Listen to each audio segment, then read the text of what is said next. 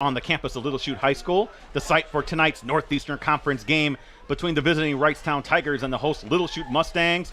Good Friday evening, all. It's another USA Today Network Wisconsin digital live stream. I'm here hanging out as always, my name, by the way, Ricardo Arguello, hanging out as always with Brett Christopherson and bringing you those high-definition shots. Jim Rosandick, again, we are all part of USA Today Network Wisconsin.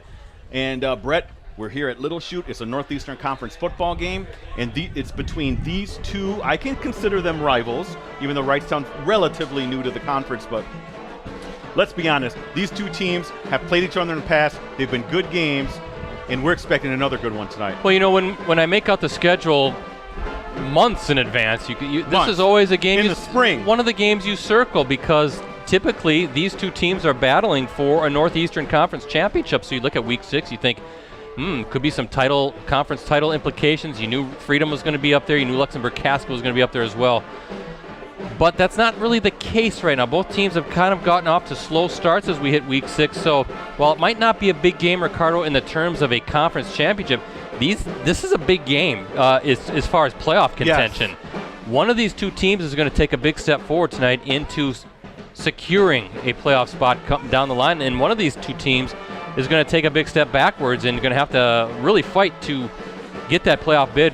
We're already Week 6. We're the 2/3 of the way through the regular season, just 3 weeks to go, and then it is playoffs. Hard to believe it's going by fast. So big game, and you're right, it is a rivalry game. I would call it more of a friendly rivalry. Friendly rivalry. Let's be honest, because we're always going to bring up Little Chute, or Freedom, I should say, and I think Little Chute Freedom's maybe a little more heated. And Wrightstown Freedom as well, because they go back to the old Olympian Conference, Wrightstown and Freedom. But this is a good rivalry, neighboring communities, very close in proximity, and two teams that have been battling over the recent years for NEC championships. But playoff contention is what's on the line tonight. One of these teams is going to get a big win for sure.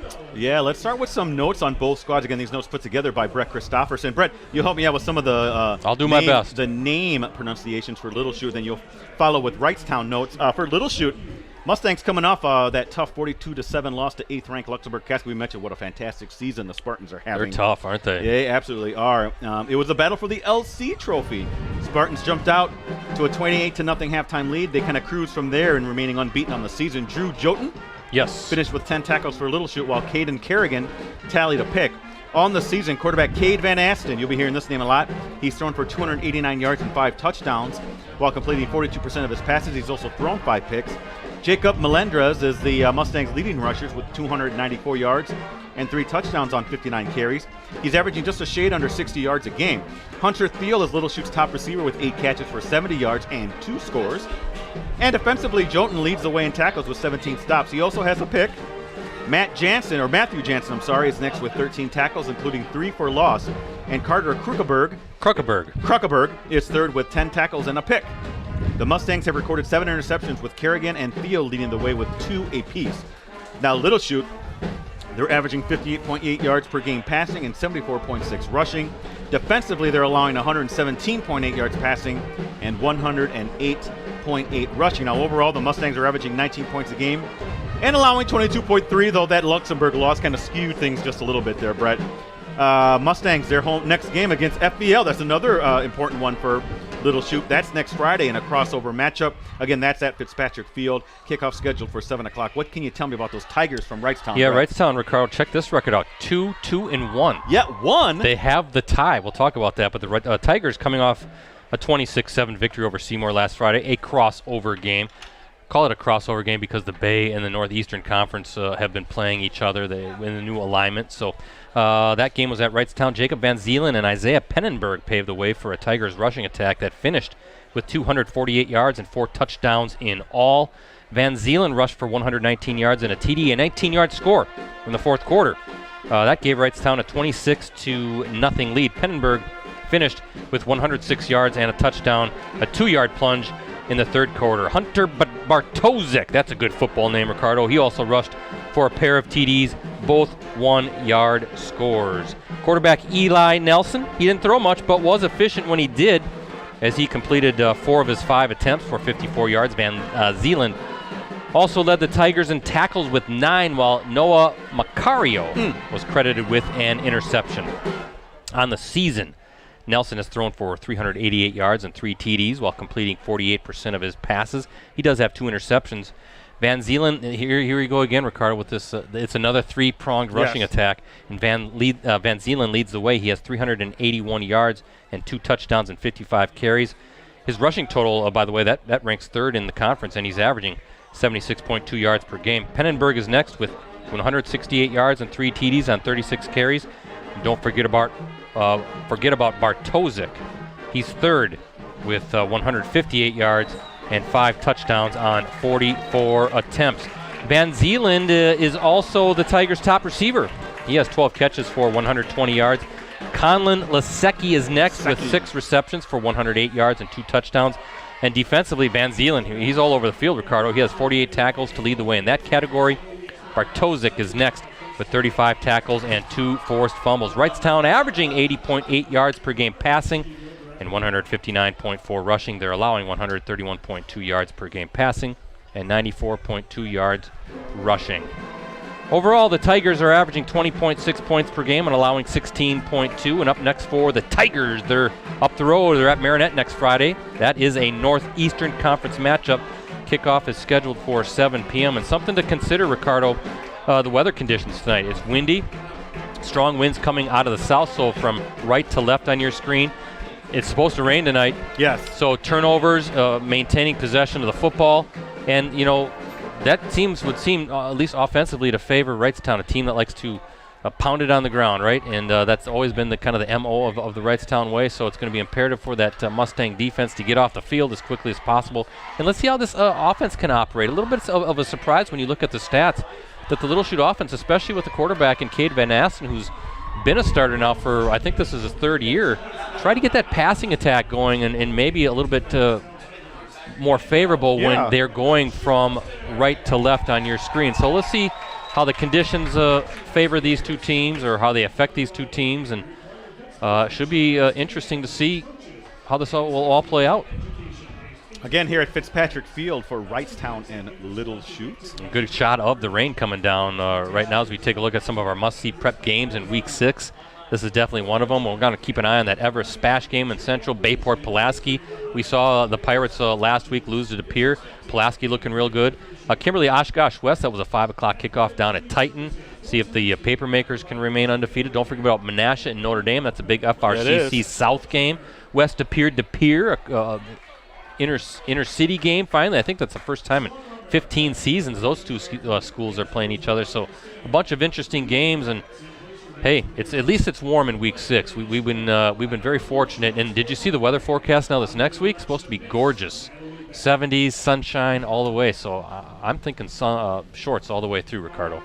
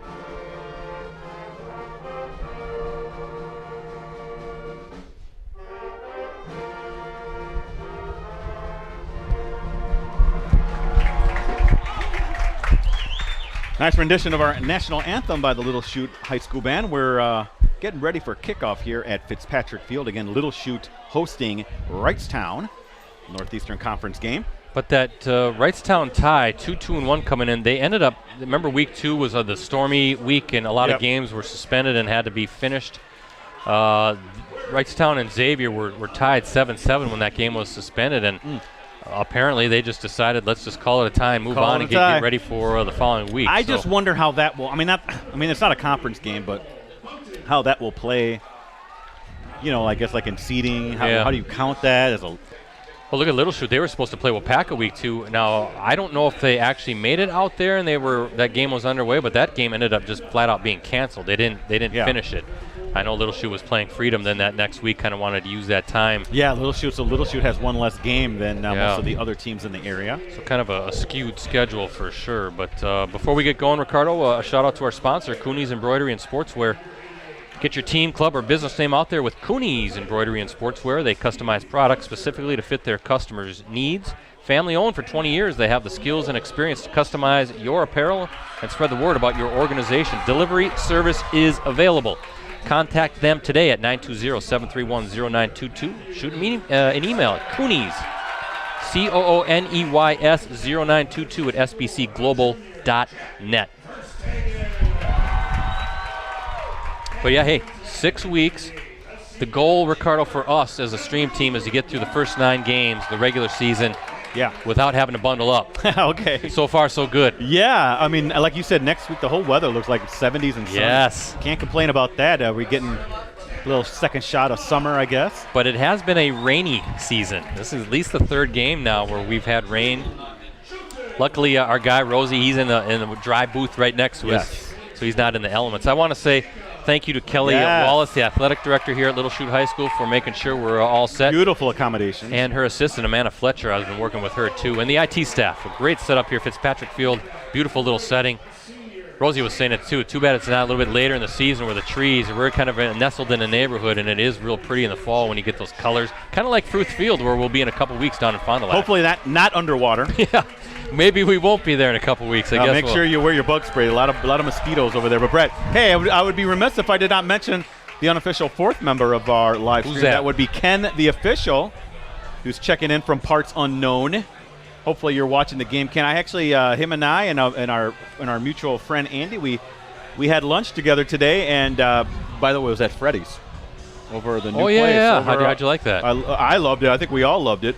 You know, we're three bigger guys, who got some girth. Yeah, we're a little corpulent, and we all enjoyed the food. Delicious food over there. That's not a paid spot, by the way. I was going to say, are they our new sponsors? No, they're not our new sponsor. I'm just telling you, check it out if you haven't. It's fairly new to the Appleton area. Delicious. Que rico, if I can use the Spanish language.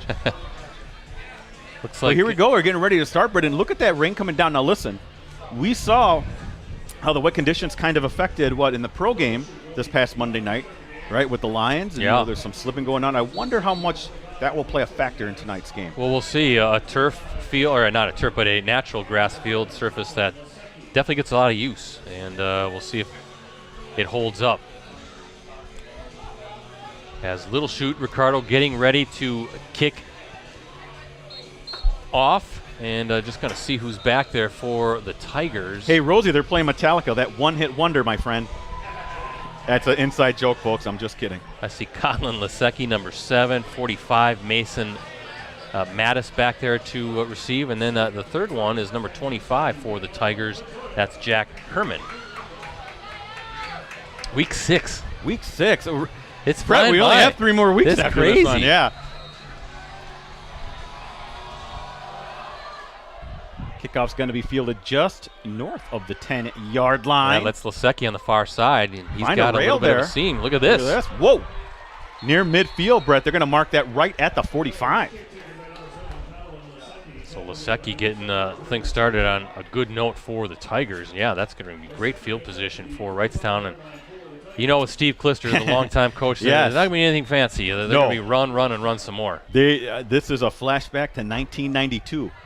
That's okay. This offense, that's all right. Hey, at the high school level, this is a fantastic offense. And Ricardo, I think the success speaks for itself. We'll talk about all the championships the Tigers have won over the years. And look at this. They're coming out and they're going to throw it right away. Going downfield. There was some bumping going on, but no call. Brett, they pulled one on us there. Yeah, that's number 40. Isaiah Pennenberg was the intended receiver, but give credit to number 8 for the Mustangs. Jacob Melendrez, a senior cornerback, not fooled by that. And right when we talk up this 3-pronged rushing attack and this powerful ground game that the Tigers like to display season in and season out, they come out firing on the first play of the game. We'll give Little Chute's defense credit, Brett. They had him bracketed. They were not going to be surprised by a sudden net pass on the first play by Wrightstown. And there's a handoff. Number 40 has the ball. That is Pennenberg, a 5'8 junior, 160 pounds. And third down coming up for the Tigers. Appreciate everybody checking us out tonight on postcrescent.com, greenbaypressgazette.com. Follow us on Twitter. What's our Twitter handles, Ricardo? Oh, it's hashtag HSSWI. Well, follow us. Oh, for me, at PC Ricardo. Brett at PC Bretzy, Rosie at Metal Rosie. You threw me up there for a second, get in the game here. Third down and 7 for Wrightstown. Here we go again. Slinging it. Ooh, that was almost fastball. picked off, too. And that was to Van Zeeland. So just like that, 3 and out. Good job for the Mustangs to get off the field quickly. Eli Nelson, the quarterback, number 15 for Wrightstown. Ken, the official, checking in, says it was good, talking about Freddy's Burgers. By the way, it's Smash Burgers. You like the Smash Burgers? Well, I'm not going to get into a comparison between Freddy's and a very famous custard place in Wisconsin, but maybe off camera we can talk about your thoughts on how they compare, but I don't want to ruin any potential sponsorship. Okay. That punt is out of bounds, and here we go, the triangulation. Ken, the official. I've got it. Actually, it was from when we streamed the game last year. We streamed this game last year. Remember, there was the fall season. Actually, the Northeastern Conference did get a fall season in with the pandemic, but I do have the email still saved on how that is determined when a punt sails out of bounds from Ron Joten. And Ron, if you're listening, I have saved it, and I reference it quite often, and I still don't understand it. 11:04 left here, just underway at Fitzpatrick Field. Little Chute on their first offensive series. Defense forced a 3 and out. Ball on the Mustangs' 37-yard line, and there's Melendrez. Look at this, up the gut. And finally brought down. Good hard tackle by Lasecki, but great push off the offensive line, and Melendrez lowering those shoulders. And look at this, about 8 yards on the first play of the game, 7 or 8 yards. Second down and 3, but yeah, nice gain for Little Chute right off the bat. Mustangs, again, Cade Van Anster's a 3-year starter, correct me if I'm wrong, Brett, so he's got some experience at the quarterback position. Yeah, that's why I was a little surprised to see the offense kind of spinning its wheels a little bit, but Melendrez flying through, sees the hole. Again, good job up front blocking and a first down for the Mustangs. He wasn't touched until he hit the second level, Brett. That's what you want to see if you're a running back. Ball's placed right at the 50, so a 6-yard gain for, is it Melendrez? Melendrez, yeah. Melendrez, so 2 carries, 13 yards early on. First down and 10. From the 50. As we're nearing the 10-minute mark here, just underway in the first quarter. Fitzpatrick Field, Northeastern Conference game between Little Chute and Wrightstown. Number 7 there, that's Drew Joten now. And again, a nice push from that line. That's 5 yards, getting chunks on these first 3 runs.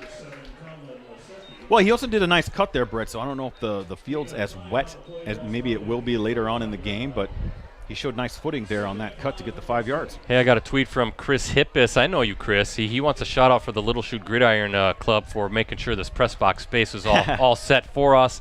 Great I got to job. say, Pudge, it is fantastic up here. We appreciate you guys, Yes. and thanks for watching. Internet speed, that's what we care about up here, and it's fantastic. Great to be here. High snap, but Boy, another Joten wrestling his way past Yeah. inside the 40. And very impressive start. Love the physicality, Ricardo, by the offensive line up front. They are getting off the ball and really getting a good push so far. I'm kind of used to more seeing a Little Chute with a passing attack, Yes. but coming out, grinding it on the ground, you like to see it.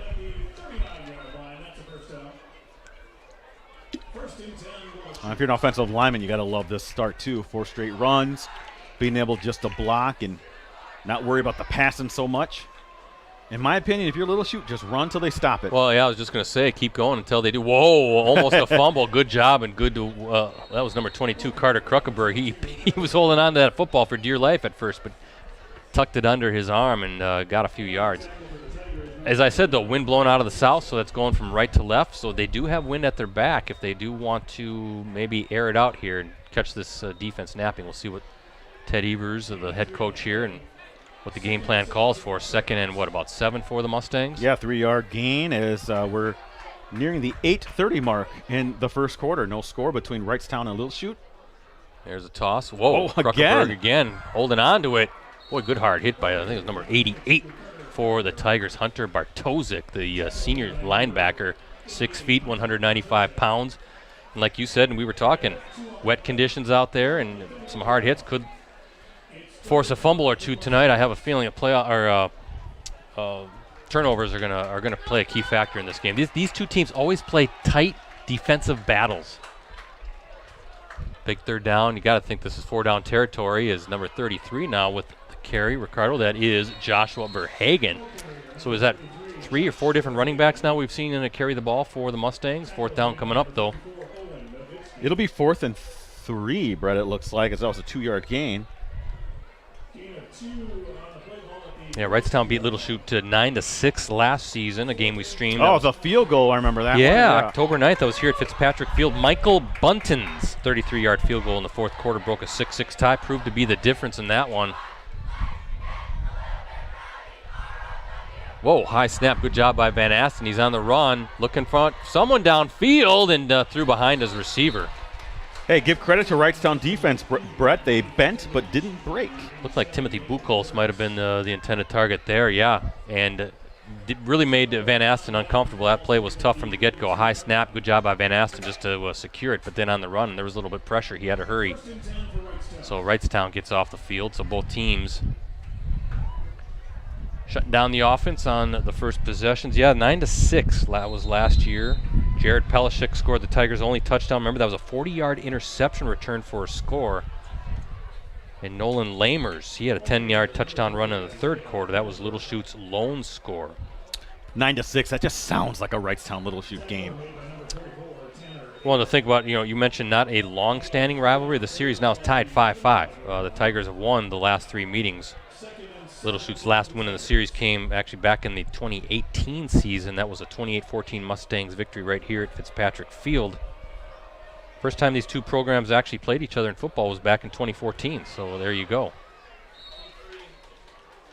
And that's Jacob Van Zeeland on the carry, so 3rd down coming up for Wrightstown. Did these two teams meet in the playoffs? I want to say they did. Let me check. Actually, I've got a booklet here. Remember, our former colleague Dan Cohn put together a great booklet of all the rivalries and the outcomes of those. I'll see if I can find that.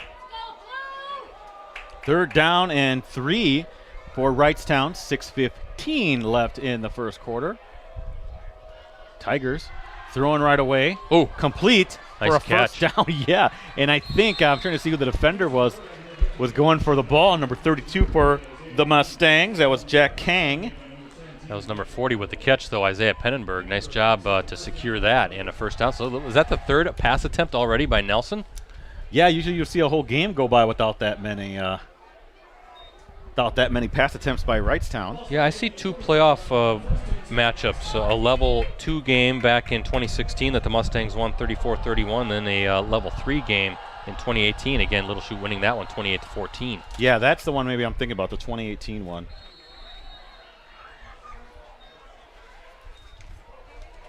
It's picking up about 5 yards. Van Zeeland on the carry. Ball right at the 50-yard line. Hopefully the rain, I could check the radar. Hopefully the rain can hold off here a little bit. At least it won't be like week 2. That was a long night for us in the Hortonville press box. Longer than maybe it needed to be. Ooh, wow, big run and hard hitting there. That is Bartosik, number 88. Linebacker, now the tight end.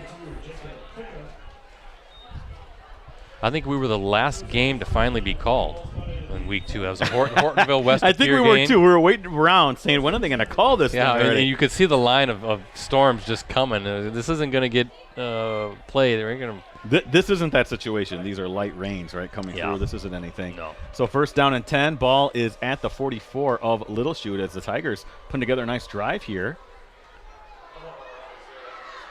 That's Van Zeeland spinning his way.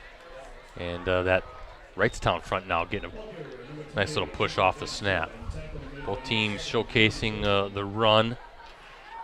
Although, again, with Nelson, I think he's got 3 pass attempts. 1 of 3 passing for Eli. Yeah, your jaw still hasn't lifted off the ground at that first attempt of the first play of the game. 2nd down and 7 for Wrightstown. 4:20 and counting left in the 1st quarter. There he goes again. He's looking. He's open. And he overshot the intended receiver there, number 48, Ethan Vandehei. Going into the wind, though, throwing that ball, but still overthrew Vandehei. So third down coming up. What is going on with Steve Klister? 4 pass attempts already? But it brings up a 3rd down and 7, Brett, so you would think that this would be their 5th pass attempt. Did you see that wind whipping out there? You see the jerseys being moved around and going again. No, he's open. Oh, off the fingertips of Van Zielen. He was open in the flat. Just couldn't get it there. I'm sure it's got to be tough throwing with this wind swirling like it is. So 4th down. What does Coach Klister want to do here? Ball is at the 41-yard line. No, you got to punt because then that will pin them inside the 10, you'd imagine. And then that leaves the Wrightstown defense with an opportunity to, flip field position here. Good shot by Rosie. Yeah, Rosie, great shot. It's whipping pretty good.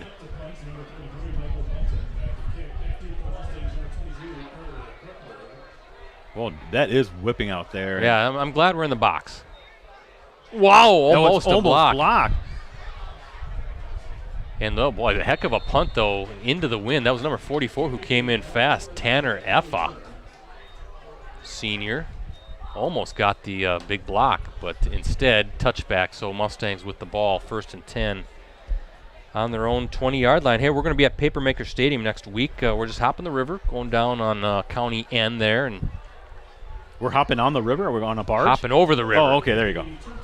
Kimberly, of course, a neighboring community of Little Chute. We're going to do the big Papermakers Fond du Lac game, Ricardo, week 7. Big rivalry there between those two teams. First down and 10 at the 20. For Little Chute. Melendrez, still fighting hard. And Van Zielen in on the tackle.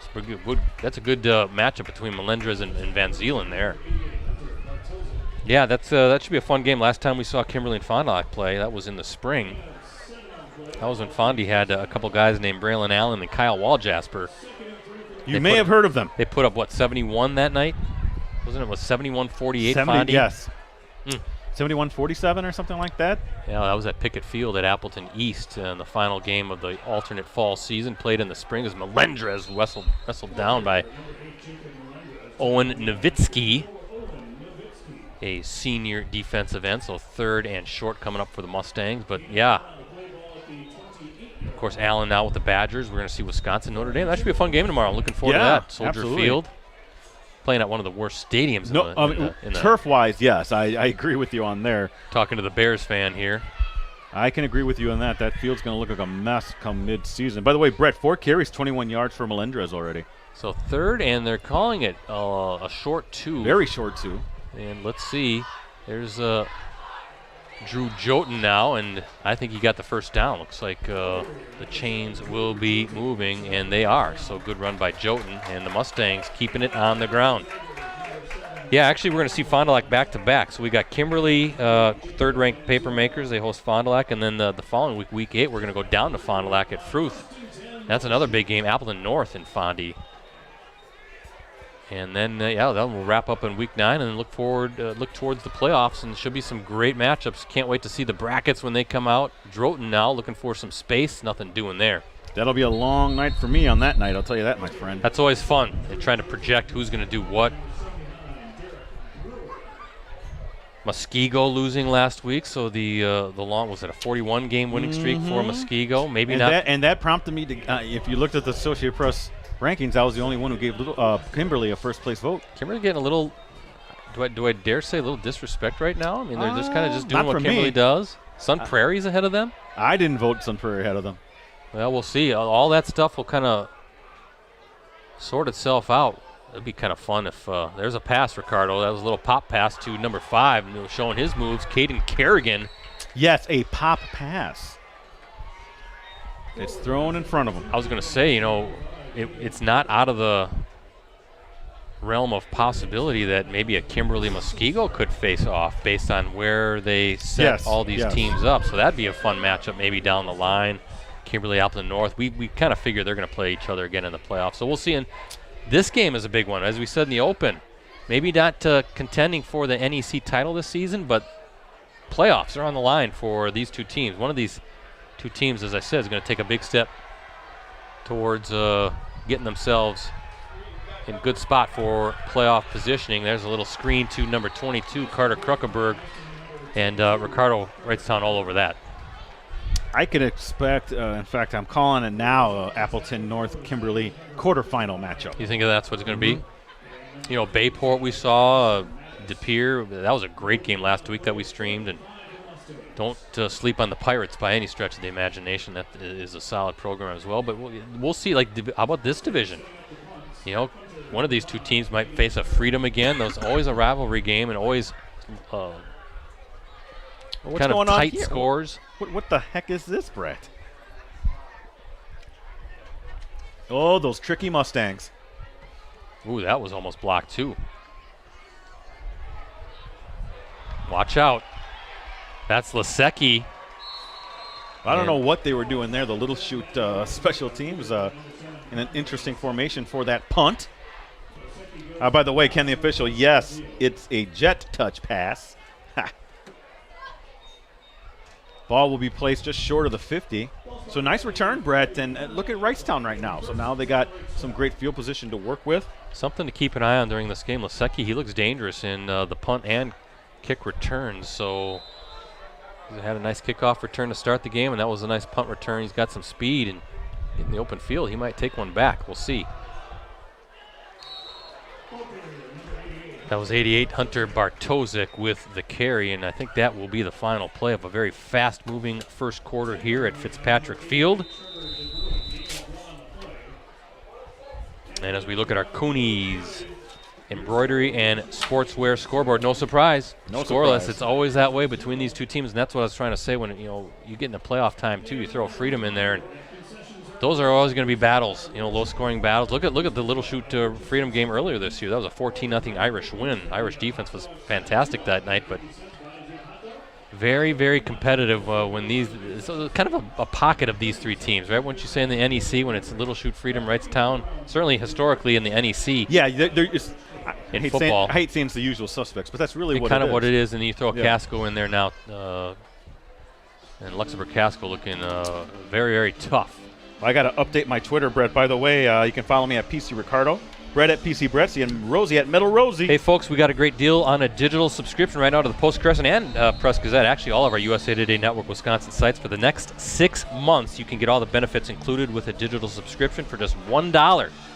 That includes full access on your desktop, tablet, and mobile devices every day. The e-edition, which is a digital replica of the print edition, that's also included. Please help play a vital role in supporting local journalism that you and your community can trust. Learn more at postcrescent.com/subscribe. Also, greenbaypressgazette.com/subscribe. Look at this, Nelson. He has the wind at his back, so why not try for it? And it looked like Lasecki, number 7, the intended receiver, Melendrez again, doing it on both sides of the field. Pretty good coverage there for the Mustangs and the senior cornerback. Third down coming up.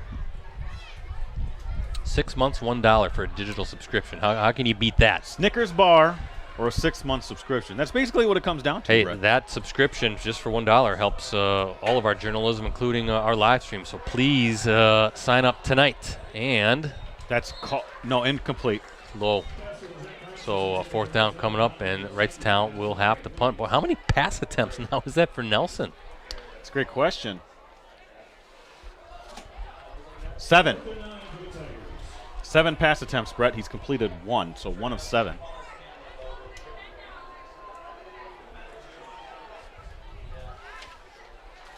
Again, Little Chute taking the Tigers kind of out of their offense a little bit. Forcing them into some of those passes, yeah. Nice high punt. I think Mustangs will let that one bounce. And it gets a great Wrightstown bounce inside or about the 10-yard lines where they're going to spot it. It's kind of interesting. I know there's, as you think about the rain tonight and the rain coming in the forecast, but you look at the field, and I know there is momentum in this community, in this school district, to get a turf field out here. And it will be interesting to see if they can. Well, they should.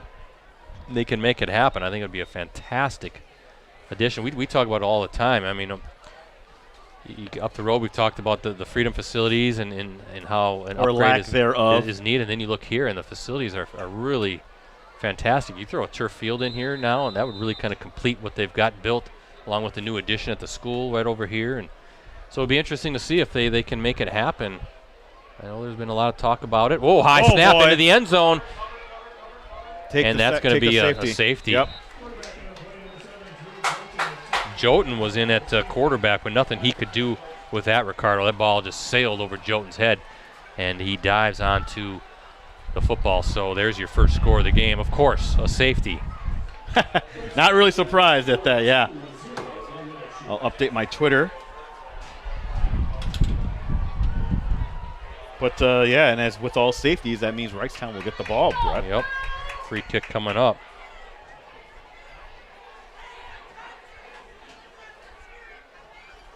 So, again, check out our Cooney's Embroidery and Sportswear scoreboard. It's been updated to show Wrightstown now in top 2 zip.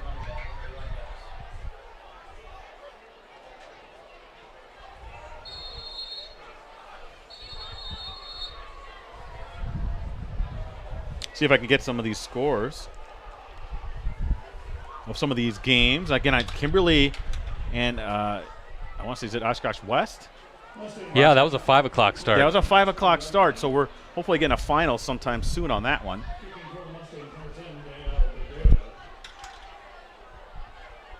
Arrowhead Muskego playing in a big one. That's Brett. a big one too, isn't it?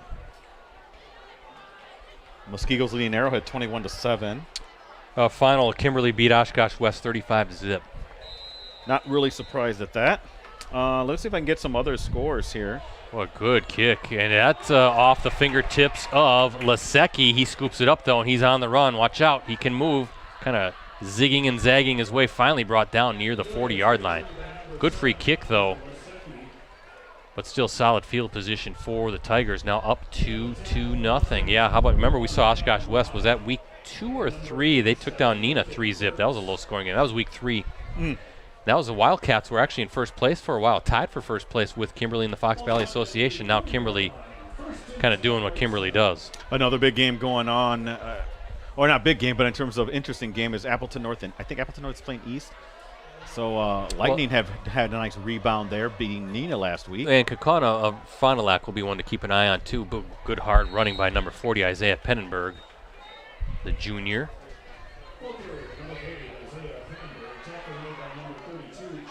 So did you have a safety being the first score of this game? And no. 2-0? I shouldn't be surprised, though. 2nd down and 6 at the 44 for Wrightstown. And we're at the 11-minute mark left here in the first half. Thank you again for joining us on this USA Today Network Wisconsin digital live stream.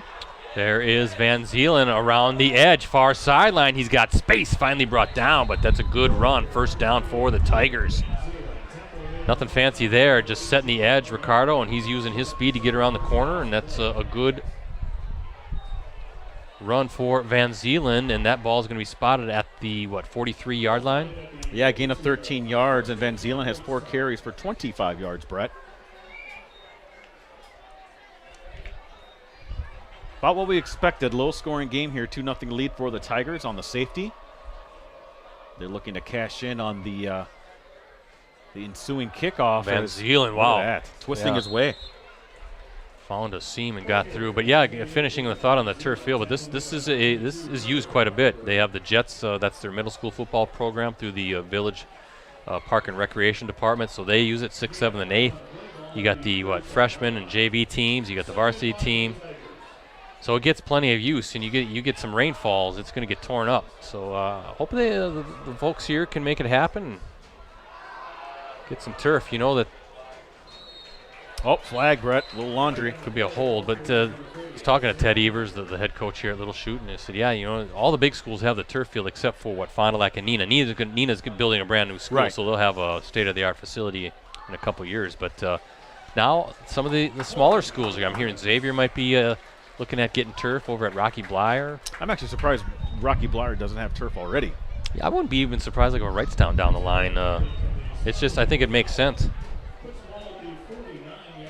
Especially if a field gets a lot of play, then you can move the soccer teams, the boys and girls soccer teams that play just down the road at Van Leeshaw Park. You can bring them over here and have everything on campus. In the springtime, we know the spring weather is so unpredictable, so when you have the track meets, the infield, you don't have to worry about that. Remember Steve Jones, the Kimberly football coach, he was always like, I never have to worry when it rains the night before what the field conditions are going to be. I always know it's going to be right on as Van Zeelen catches that pass from Nelson, gets some of that penalty yardage back. Yeah, that makes it, I don't want to say manageable, but third down 11 and third down 10, that's a doable third down conversion. But especially, and I say that, of course, in relation to the offenses because Wrightstown's typically not a passing offense. No, but they're slinging it tonight, and you got to think Nelson is going to drop back and throw it again. He does have the wind at its back, and it is a strong wind coming from the south. So let's see what the senior quarterback can do. Takes it under center, lofts one, rainbow, almost. And that was to number 7, Conlon Lasecki. Is pretty good coverage, but it was there. Yeah, he has to catch that. That's right over the shoulder. A tough catch, no doubt about it, Brett. But I think one that he would say, I really should have caught that one. I thought Lasecki did a nice, or Nelson did a nice job of putting it high, kind of rainbowing it. Yeah, let his receiver run under it, but it was a nice pass. Little Chute taking a timeout, so first timeout of the game on both sides as we look at our Cooney's Embroidery Sportswear scoreboard. 2-0 the Wrightstown lead with 9:01 to play here in the second quarter. So we're looking at the passing game for Wrightstown, 2 for 9 for 15 yards, Brett. Mustangs' signature win of this season, that was a 31-27 victory over Denmark in Week 4. Denmark, a good team in the NEC. Kind of looking at the schedule here, Little Chute opened with a 38-6 victory over New London. That Week 2 game against Wapaka ended up being canceled. Then the tough loss to Freedom in Week 3, 14-0. Yeah, that has been the closest game that Wrightstown has had. Or I'm sorry, Freedom, 14-0, because they've been basically blowing out every one of their opponents. Then the Mustangs came back with that big win over Denmark, who Denmark's a 4-1 squad in the overall and 2-1 in the NEC. And then Little Chute losing last week to Luxembourg Casco, 42-7. I think Casco is 7th or 8th in the state in the medium division Associated Press State poll. Watch out, getting some pressure on those punts. Yeah, Luxembourg Casco has a great offensive. Oh, wow. Was that number 40? Who was that? Is that at the 1? They're going to say a touchback. Oh, okay. But Lux Casco, Brett, they have a very good offensive line. I know they got a big old recruit, D1 recruit up there. And, of course, Isaac Vandenbush, the great running back for the Spartans. And he's been kind of the linchpin of that whole Spartans offense. Yeah. You're looking at Freedom and Luxembourg Casco scheduled to play each other in Week 8. And that could be for the NEC title. So, yeah, you look at number 48, Ethan Vanderhyde, just about kept that from skipping into the end zone, but I think maybe the nose of the ball was over the goal line. So a Little Chute a break there, 1st and 10 from its 20-yard line. Look at this, so a nice little run to start this drive, and that's number 8, Jacob Melendrez. Takes it out to the 26, so a gain of 6 yards for Melendrez.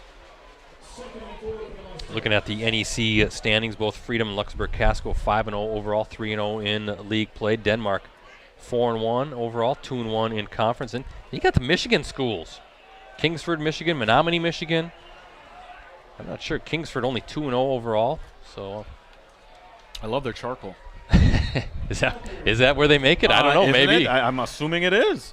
You know, Little Chute, Wrightstown, Marinette. Marinette having a rough season, 0-5, 0-3 in league play. But yeah, Kingsford, Michigan, and Menominee, Michigan, part of the Northeastern Conference now. Third down coming up for the Mustangs. Yeah, big play here for Wrightstown's defense. You know, you can see that rain coming down again, Brett. It's kind of ebbing and flowing with the terms of the downpour. Van Asten going to fire it, and that's low. Incomplete. That's tough. Again, he's going into the wind. That was intended for Caden Kerrigan. He had time. And, yeah, now the rain is certainly picking up as there's a good shot by Rosie. It's coming down here at Fitzpatrick Field, and that's just going to be the case now, I think, for a big portion of the night. I'm going to check the radar. It says rain for at least 60 minutes, so get used to it. If you're playing out there, looking at the radar too, there's a big batch of rain coming. So rainy Friday night. Schwabenon over Preble 14-0 in the first quarter. Schwabenon coached by the former Little Chute coach, Brian Richkowski, trying to get things going up at Schwabenon. We saw the Jaguars earlier this season. Actually, that was week 1 against Kaukauna. Kaukauna had a big win in that one. Brett, first quarter score late in the first quarter. Menasha 7, Notre Dame 7. A.J. Court. Oh, high snap again. We might. That's a live ball. I'm not sure what was going on there, but that's a touchdown. That's number 17 picking up the loose ball. That's Owen Ratkowski, and that is a touchdown. I'm not sure what was going on there.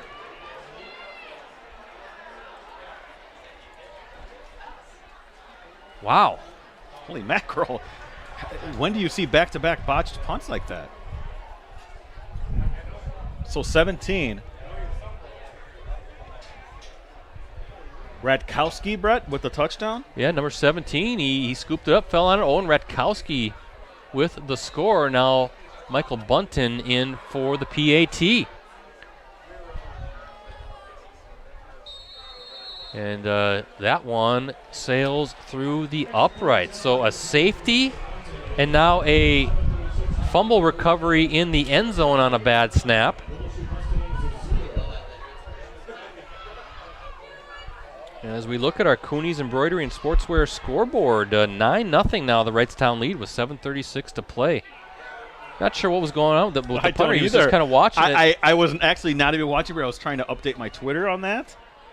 Looking down, and you saw the play before I did. Wow. So weird stuff always happens when these two teams play. So two special teams really playing a big role tonight. But Brett, again, do you wonder if it's the wet football? I don't know, but remember the first one was Little Chute offense on the field. Just a bad snap sailed over the quarterback's head, and that was a safety. And then now we just saw the bad snap as Little Chute was setting up for a punt, and Ratkowski falls on it for the touchdown. You could hear the Wrightstown coaches were right next to them here in the booth. They were screaming, you know, get on the ball, that's going to be a touchdown, and that's what Ratkowski did. So credit the senior for hustling over there, picking up the loose ball and falling on it in the end zone. Now, because it's so windy, you can see you have to hold the ball onto the tee. And a big drive, I think, coming up here for the Mustangs. They got to get something going offensively, down 9-0.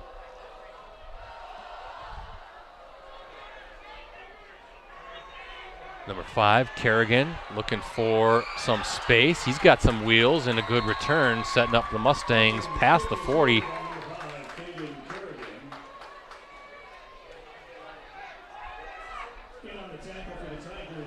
Ball will be placed at the 41. So you're right, Brett. The Mustangs, you would like to see a nice offensive drive here, preferably end in points if you're a Little Chute fan. But boy, what a 8 ball to be under now if you're a Little Chute. You know, your special teams kind of having a rough night so far. Defense hasn't given up anything. Exactly. Defense has played well. Well, let's see what Van Asten and crew can do. Melendrez is the back, and Melendrez gets about 3 or 4 yards, so good start to this one. Second down coming up.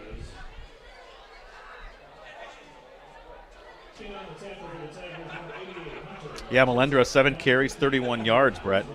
It's a nice night so far for him. Second down and 7, nearing the 7-minute mark for Little Chute again, but 2nd and 7 from the 44.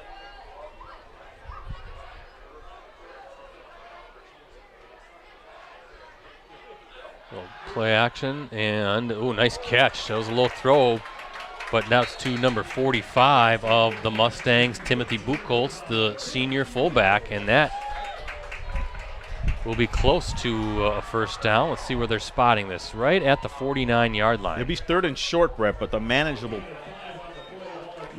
play here, so.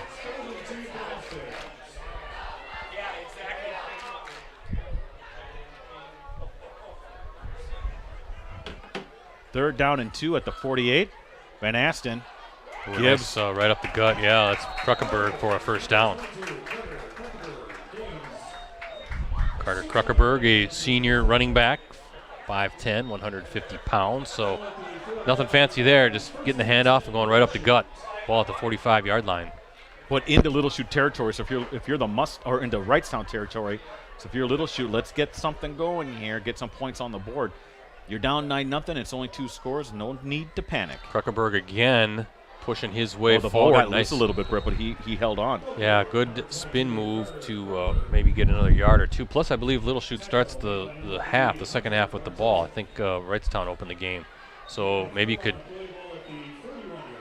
in a perfect world, if you're Little Chute, double up. No, Brett. Was I wrong? Oh, no, you're right. You're right. Say it again, Ricardo. You're right, Brett. Thank you. You need all that kind of confidence building, my friend. I just need the assurance. Second down and 6 at the 41 for Little Chute. Watch out. Wow. Coming in, that's number 48, Ethan Vandehei. Ricardo, defensive back, 6'2", senior, coming in on the blitz. And Van Asten never saw him, backside.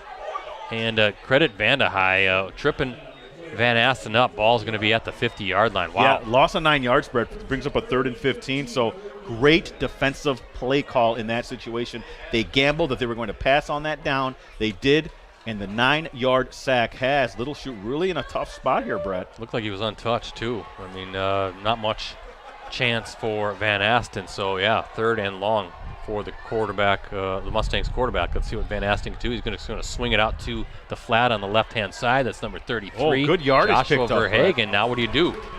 I think you still got to punt it, don't you? We'll see where this is going to be placed. Is that going to be at the 42?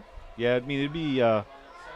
Well, your defense has been they're playing. punting. Okay, well, that's probably the right call, but you're tempted, aren't you, to try to make something happen, Yeah. Get a little momentum going on your side. But defense has been playing very well, so why not try to pin the Tigers deep and maybe get a quick 3 and out, get that ball back for one last ditch effort here before the half comes to a close.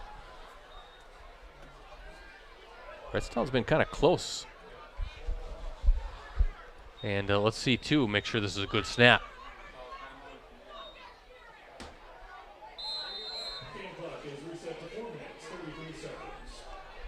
Quick reset of the game clock. Now we're ready to roll. Good snap that time. And good punt. Go, pick it up and go, pick it up and go, pick it up and go. Ball is going to be placed inside the 10. Gail Bedolla, the kicker, senior for the Mustangs, number 10. So good punt.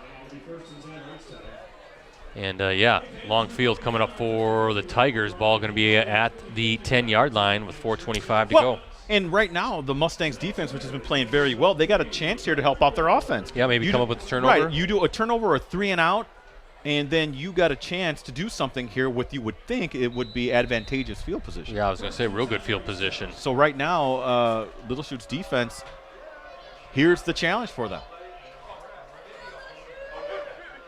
Nelson will hand off to Van Zeelen. Again, looking to try to get around the edge. Yeah, he does cut that corner, cuts it tight, and showing his speed. That's a first down run.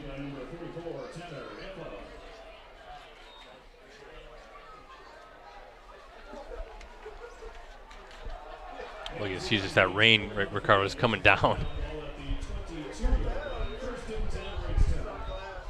Nice gain there. 12 yards for Van Zeelen. He has 6 carries, 42 yards on the game, Brett. Almost looks like snow. Good thing we're in the press box. That's Pennenberg with the carry. Second down now coming up for Wrightstown. Again, folks, stick with us throughout halftime. We've got some announcements to make on some upcoming live streams. I believe this next week, and Rosie, I know you're listening to Varsity Roundtables making a triumphant and I return. talked. We'll talk about that at halftime. I talked to the athletes that will be on this week. After being sidelined because of the pandemic last year, we're getting back at it. There's a little pop pass. Yeah. I haven't seen one of those in a while. Vandehei with the catch. Mustangs ready for it. 3rd down now. Clubhouse Live with Green Bay Packers wide receiver Alan Lazard. He got a hold of me today. Let me know who he's bringing on to Monday's show. They're going to get in late. I should say very early Monday morning. They're out at San Francisco Sunday night, so hopefully the guys are in a good mood. The pop pass, a staple of the wing T offense, am I right? There you go. Ken, the official, he should know. Nelson fires, and nice catch, nice hand catch. Good hands by, that's number 7, Conlon Lasecki. I always want to say Conlon Lasecki. And that keeps the chains moving, stops the clock. Ball at the, 37-yard line? Yeah, 8-yard gain for the Tigers. Maybe actually 38-yard line.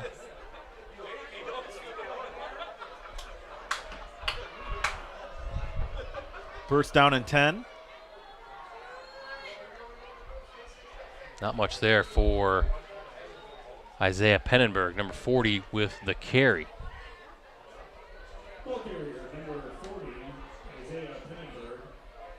Minimal gain. Actually, they're saying he might have lost a little bit.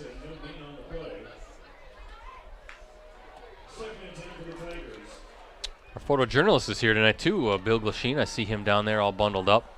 There's a good look again at the wind blowing. And good night to be inside.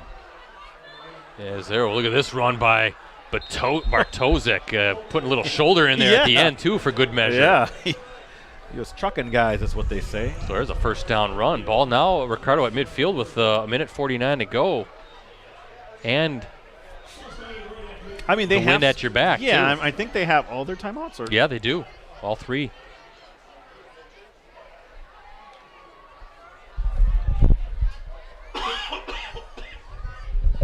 Week 6 of the prep football season, 2/3 of the way through. Going by fast as Nelson now fires it to this side. That's Van Zielen. A nice tackle by number 17, Michael Rambo for the Mustangs. Rambo. Senior cornerback, 5'10", 155 pounds. Hey, how about that for a nice form tackle, bringing down Van Zielen. Not an easy task. They drew first blood. One of my favorite movie action series. Every now and then when I'm kind of vegging out and it's midnight and I'm just still flipping channels, the Rambo movies are on and they hook me every single time. Then it's 2 in the morning and I'm still watching them kill people. Almost Nelson brought down, fires, and so he had it right in his hands, and I think he's looking for a flag on that, but it's not coming. Yeah, Carter Kruckenberg, number 22, with good coverage. That was Lasecki looking for the flag, but Kruckenberg got there, and referee said nope. 3rd down to go. Clock stops on that incomplete pass, and you got to think Eli Nelson, the quarterback for Wrightstown, is going to fire it again. A lot of passes for Wrightstown tonight. Pass attempts. 3rd down and 7 from the 47, just inside Little Chute territory are the Tigers. Nelson's looking for a little screen to Bartosek, and he's got the first down. Look at that. Nice play call. Inside the 40, yeah. Ball will be at the, 39, 38-yard line, and I think Wrightstown now wants to take its first time out of the half. 9-yard gain, Brett, but more importantly, first down and 10. So nice little drive here by the Tigers. Well, they got a kicker, and they got the wind at their backs too. So Bunton can. He can. I was watching him in pregame. He was hitting him from 25, 30 yards pretty easily. So we'll see what Steve Klister wants to do to maybe try to set up a field goal attempt. I'm sure he's thinking touchdown though right now with 59.5 seconds to go, 2 timeouts remaining. Again, folks, we'll be at Papermaker Stadium in Kimberly next Friday. 3rd-ranked Papermakers host Fond du Lac. Another big FEA game between the 2 rivals. Live coverage will kick off at 6:45 p.m. on postcrescent.com. Also, FDLreporter.com. And remember, you can access any of our previous Game of the Week live streams on our USA Today Network Wisconsin website. Just go to the sports section, scroll down until you see the Watch Our Varsity Game of the Week Prep live streams link. So 59.5 seconds left. First down and 10 at the 38. Tigers. That's Bartosek again.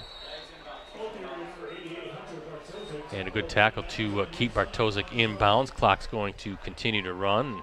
Wrightstown getting to the line of scrimmage quickly as the official spots the ball at the 36-yard line. Nelson, little pump fake, looking downfield. He wanted to hit. Yeah, but it's good coverage deep. downfield and just a little bit behind. That was intended, Ricardo, for Van Zeelen, but he wanted some. I was watching in binoculars. 7. That was Lisecki. Well, I'll tell you what, Little Shoe did a good job defending that play, Brett. You talked about there being great coverage out there, safety help and the corner. And, that first option's gone, then you got to try to make something happen in the pass incomplete. So 3rd down now, and 8 for the Tigers. Ball at the Little Chute 36-yard line. 34.5 seconds to go as we look at our Coonies Embroidery and Sportswear scoreboard. This is the most I've seen the Tigers pass. Isn't it something? Yeah. And there's Nelson again over. No. Oh, little hook and lateral to Van Zeelen. Still on his feet. And finally out of bounds. I think that was to Lisecki and then the little lateral to Van Zeelen. So a little trickery from the Tigers. Oh, and those now, tricky Tigers. Now they're in business. 26.8 seconds to go. Ball at the 20-yard line. In field goal range for sure. But they're going to want more, especially with 2 timeouts to use. Well-run play, Brett. Very comfortable running that, and got them the first down. 26.8 seconds left. Nelson again. Whoa, intercepted. It was, yes. That's number 7, Drew Jolton, finally brought down, but he read that the entire way. Jumped the route, nice hands to secure that. That was a little bit of a fastball by Nelson, but Jolton showing the hands, and that's a big stop for that Mustang defense with 19.9 seconds to play. Yeah, you don't know how many points that might have avoided, Brett. So big play by Jolton there. He read that the whole way. The entire way. He knew that was coming. He was in better position to catch the ball than the receiver. So heads-up play by Drew Jolton. That was a big turnover because that was a nice methodical drive that Wrightstown had going, and I thought at the very least they were going to get a field goal attempt out of it. So now 19.9 seconds to go. What will the Mustangs do? Brett, that was a 14-play drive. Took off a lot of time from the clock. Van Asten dropping back, and he is going to be brought down. Nothing doing downfield. That's number 54, Owen Nowitzki again, the 6'1 senior defensive end. And that might be the final play of this half. And I think Ted Evers and Cruz, they said that's enough. Let's go into halftime. Let's talk things over, and let's see how we can regroup.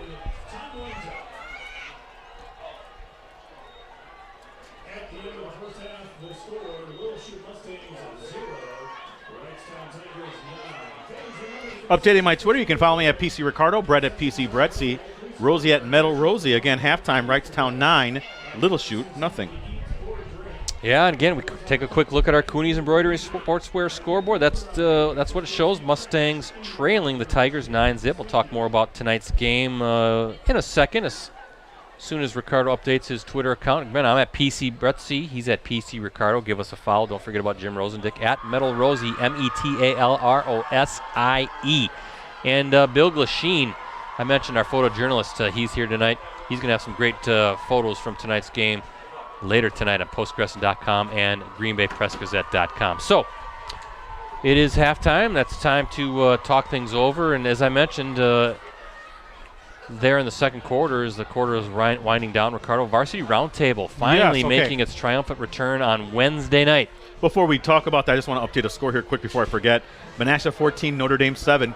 A.J. Korth with another long touchdown run for the Blue Jays. He has touchdown runs of 52 and 42 yards, so that's one score to watch. But yes, Brett, the Varsity Roundtable for the first time in, 18 months or so, it's coming back. It's going to be looking a little different, though, due to the COVID stuff. I talked with Steve Sherrill of Appleton North Girls Volleyball. They're going to be our first guest on the show. So we haven't decided who's going to be on the show, but it'll be one of their all-state players. You know, and they have 5 or 6 of them. So, yeah, we're really excited to have Appleton North as the welcome back, I guess, Varsity Roundtable guest. So we're hoping to start that and have it be a weekly thing as we move along here. But some other teams that I've contacted as well, Luxembourg Casco Girls Volleyball, because we're trying to make it a Valley thing. I would love to have Freedom Football on as well. Maybe in advance. Yes, of and that, I was talking to Coach Krewalt about that, so that might be something to consider as we go along. Again, we're just excited for it to be back. It's been way too long, and I know it was a very popular thing for athletes to be on. I know many times I've gotten request, can we be on the round table? And now we're back. It's going to look a little different. Well, everybody's got to be masked up. Yes, and we can only have 2 athletes on at a time, so we can't have teams at this moment, because that was kind of fun. But we're doing it on can I say where we're located? Downtown the College 10th floor of the 222 building. So that's going to be fun, and I'm excited. I can't wait. And I know the athletes were too. I don't remember I was talking to them, the Appleton North girls volleyball team, when they were in for the terrific 10. They were really pumped to do the show. Good. Yeah, that'll be fun. I because it's in our studio or in our office, the requirements are that everybody has to be masked. That's a Gannett policy company-wide. So in order for it to happen, and everybody will be socially distanced too. They won't be everybody sitting at one table. So there'll be different tables or setups that Rosie has already kind of mapped out. And we're also going to return with the not the Varsity Roundtable, I'm sorry, the R&B show. We're going to, Brett, there's been a lot of stuff we got to talk about. So we're going to do that, and also the following week, hopefully do the one-on-one R&B show, so that you and I and Rosie can do ours every other week. Sure. So there's some nice amount of topics for us to talk about, but really excited to get this again going. Time to get it going. Time to get it going, and we're getting the crunch time now. October, you're going to see the postseason for all the sports coming within 3 or 4 weeks, and we're really excited to get this underway. Yeah, so that'll be fun. Looking forward to that. That's 7 o'clock Wednesday night. There's also a live chat component that I'll be handling, so if you got questions while you're watching the show, send them my way, and I'll forward them on to Ricardo and our guests. But looking forward to that, kind of getting that Monday, Wednesday, Friday grind going again, because that's Wednesday. I mentioned next Friday again, we're going to be at Papermaker Stadium, just hopping the Fox River over actually the campus of J.R. Garrett's Middle School over there. But Papermaker Stadium will be the site for the big one. The Papermakers taking on Fond du Lac. Our live coverage will begin at 6:45 on postcrescent.com. Brett, and if I may shamelessly promote another thing that's coming up for me, and you read some of it, or maybe you read all of it. I read all of it. I have the Q&A with Steph Hauser, the new WI Executive Director. That's coming out, I want to say this weekend, early next weekend. I read it, and I wrote it, and I know you've read it, and it's a very in-depth. We talk about a lot of topics, as you know, and I thought she gave some great responses. So you can read that. I'm sorry, again on postcrescent.com. Actually, I think it's going to be on all 10 of the G10 websites. So please check that out. Yeah, definitely do so. And while you're checking all of that great content out, what Ricardo's talking about with his stories, his Q&As, our live streams, our news coverage, our business coverage, whatever it is, again, a great deal right now on a digital subscription to the Post-Crescent, Press Gazette, all of our USA Today Network Wisconsin sites.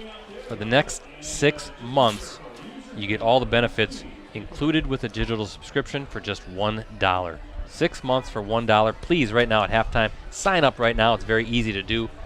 And again, you can do your part in supporting local journalism. We appreciate it. Go to postcrescent.com/subscribe and greenbaypressgazette.com/subscribe. Boy, look at it out there. It is. It's getting heavier now. It's coming down pretty well. Yeah. So you can see it, Brett. Or I'm sorry, Rosie. Thank you for a good shot, Rosie. You can see the field is getting soaked.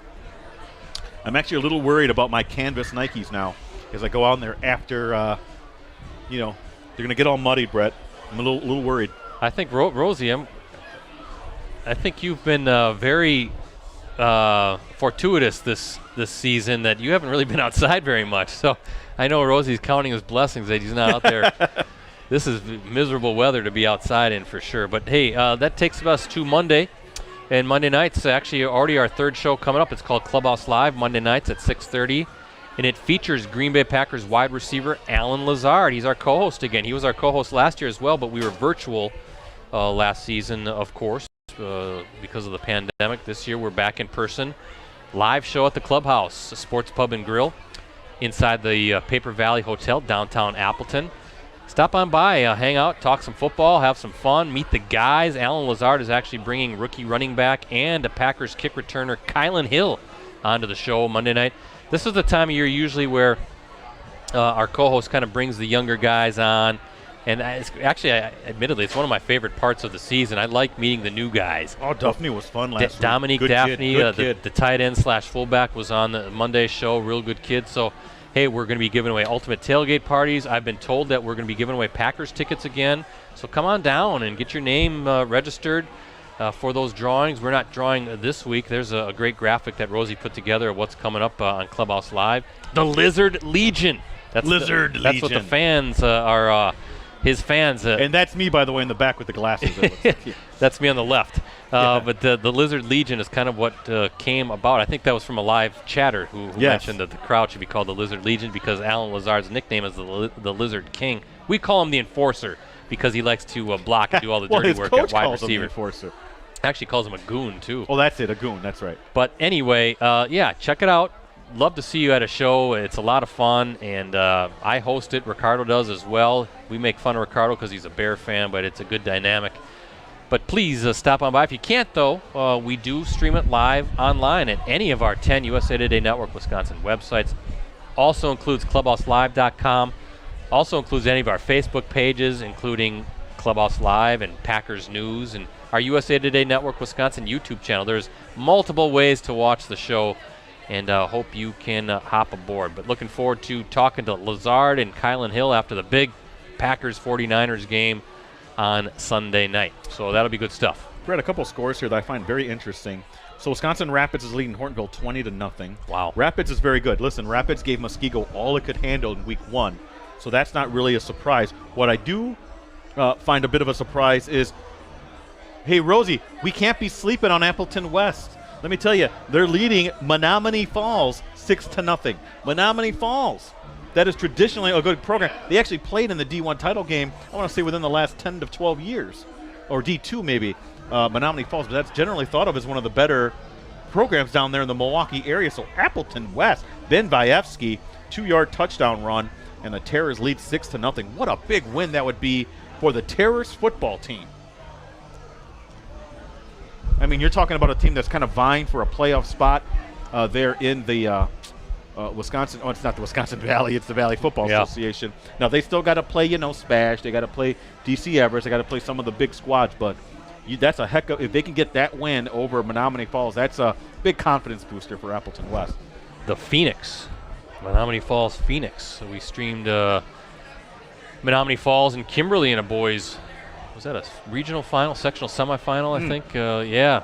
How about, I have to say, though, I'm a little surprised that Hortonville's struggling as much I am, too. That has been the biggest surprise, one of the biggest surprises for me is Hortonville. I really thought they'd be vying, or at least in positions to challenge for the Valley Football Association title. Yeah, so the Polar Bears off to a very sluggish start. And then I know Wausau West actually got off to a good start, too. They have a really good running back. So maybe that some of those central schools bouncing back. Stevens Point off to a really good start with a new coach. Yeah, Stevens Point is leading right now 14-7 over DC Everest. That's a big Wisconsin Valley. Yeah, and you remember Pete McAdams, the longtime Spash coach, he stepped down shortly before the season was really to get going, training camps and on all that stuff. And now they have an interim coach there who has got the Panthers playing some pretty good football because, what was it, just a couple of years ago, Spash went 1-8, I think, in the regular season. So Stevens Point now coming back. Boy, look at that rain coming down. Rosie's got a good shot of that up in the lights. Another interesting game I know that we were talking about last week, Brett. Pulaski Bayport tied 0-0 at the half. Teams combined for 100 total yards. No kidding. Half. So defensive ball game between those two FRCC teams. Well, I wonder, when we watched Bayport, they were down, Tevin Montgomery, Jade Montgomery, unfortunately one of your Elite 11 football players for the Pirates going to the University of Iowa. His father, Jerry Montgomery, the Packers defensive line coach. But unfortunately, Jaden lost for the season with a torn ACL. Tevin couldn't play last week, presumably because his father had tested positive for COVID-19. So Jerry had missed the Packer game last week. But then also Forstick was out too, one of their North Dakota State recruits. Yes. So maybe having some of those guys, Tevin Montgomery and Forstick, back. I don't know about Forstick yet, but that definitely helps defensively. So Appleton West, that's at a halftime now. Appleton West over Menominee Falls 6-0. Here's an interesting score, Brett. At the half, De Pere 21, West De Pere 10. Yeah, and I just got a tweet from Oshkosh Herald Sports. Appleton East leading Appleton North 9-7. Whoa! Yeah. Okay. Yeah. Maybe the Lightning feeling a little too good about themselves. They're coming off a 42-7 win over Neenah. Yeah. What is going on, I know Brett? The Patriots have certainly struggled this year. They have in the FBA. Very much struggled. It's always fun to start. This is the time of year now where you kind of everything's sort of crystallizing, right? Yeah. You're seeing, okay, here's what we got going in these final 3 weeks, that stretch run, and determining who's going to be the conference champions, who's going to get the seedings, the playoff pairings, all that stuff. You start to look into that crystal ball, but maybe Maybe not. Maybe we got some strange scores, especially the stuff in the VFA and those central schools. I'm not sure how that's going to play out. Wow, these scores are blowing my mind, Brett. But you're right. It's exciting to see some of these scores, and I love playoff football. I know you like the postseason and hoops, but my favorite time is football playoffs. I do. No, well, you know me. I love this stuff too. But basketball is just a little bit more of my favorite sport. But I do enjoy watching football. Well, hey, listen, basketball. You're a nice toasty gym. It's winter outside, but it's nice and warm inside. And as much as I'm looking forward to streaming these rest of these final 3 weeks, and then we're going to do the first 4 playoff. We can't do the state finals, but looking forward to some of those matchups as well. We're going to have our pick of a lot of games to choose from when it comes to boys and girls basketball. There is talent up and down on both boys and girls side throughout the Fox Valley, and that is going to be some fun. The girls side and the FVA, that might be as deep of a league on the girls' side as I can remember. There is some tremendous talent. Emily LaChapelle of Appleton East. Don't forget about Allie Zabel from Nina, just Cammie a sophomore. Pepler and Lyric Johnson from Hortonville. Yeah, they return, I think, their top 7 scorers, the Polar Bears. So Kimberly's going to be good, as always. And then you look at the boys' side, and Kimberly's going to be tough with John Murphy now leading the way as the head coach, and Kakana's going to be good, and Nina's going to be good. What do you think about Pavletsky committed to Wofford? Yeah, he's going to follow Max Klesman, right? Max Klesman. Yeah, the former Nina standout. So, and then we're going to have the Xaviers and the Seymours of the world on the boys' side in the Bay. There's going to be some good NEC matchups. Freedom's got a real nice team. Landon Van Calster is leading the way for the Irish. He was telling me that they have some state championship aspirations, Brett, over there at Freedom. Yeah, I think they think John Myron, the head coach there, thinks very highly. We just saw John get inducted into the Kimberly Athletic Hall of Fame a few weeks ago when the Papermakers were taking on Appleton North. So they will be a tough out in the NEC, but Wrightstown's always talented with Corey Hayes, and then Little Chute has talent coming back, and so we're going to have there's going to be a lot of good games to choose from, and I can't wait to see how that plays out. But first things first, let's enjoy the football season. Let's not get into winter season too fast.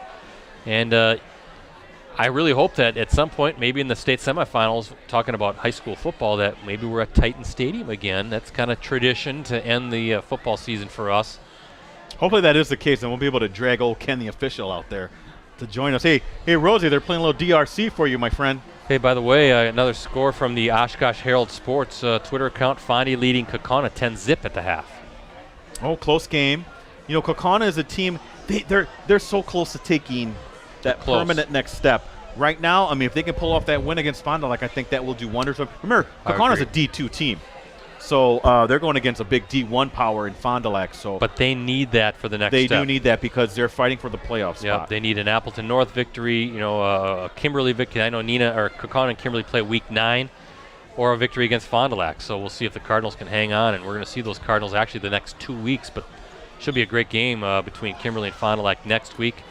And then week 8 will be at Fruth. Always enjoy our trips to Fruth Field, and saying hi to Dave Mikulkavich, the athletic director down there. I used to cover him when he was a high school athlete at St. Mary Catholic. Now I think he's got like 4 kids, and he's an athletic director. Funny thing is, I haven't aged a bit. In your mind. I haven't aged a bit. Unlike that picture you saw of me at Clubhouse Live the other night. I looked like I was great. 12 years old. You look, what were you, 22 there? Man, you're just baby. I was about 26 years old then. So, but yeah, some fun games coming up, and it's always fun to check out the scores. Both teams now on to the field as we get ready for the second half. Gives me a chance. 26 and full of life. What happened, Brett? Hey, I'm 49 and still full of life. Grandpa Brett. Both scores for the Tigers. I'll run down the scoring that came in the second quarter. The first was a safety in the end zone on a snap. Sailed into the end zone with 11:35 remaining in the second quarter. Gave the Tigers a 2-0 lead. And then with 7:36 remaining in the quarter, a bad snap on the punt. Sailed into the end zone, and number 17, Owen Ratkowski, fell on it. PAT was good. And that's where we're at, 9-0 as we look at our Coonies Embroidery and Sportswear scoreboard.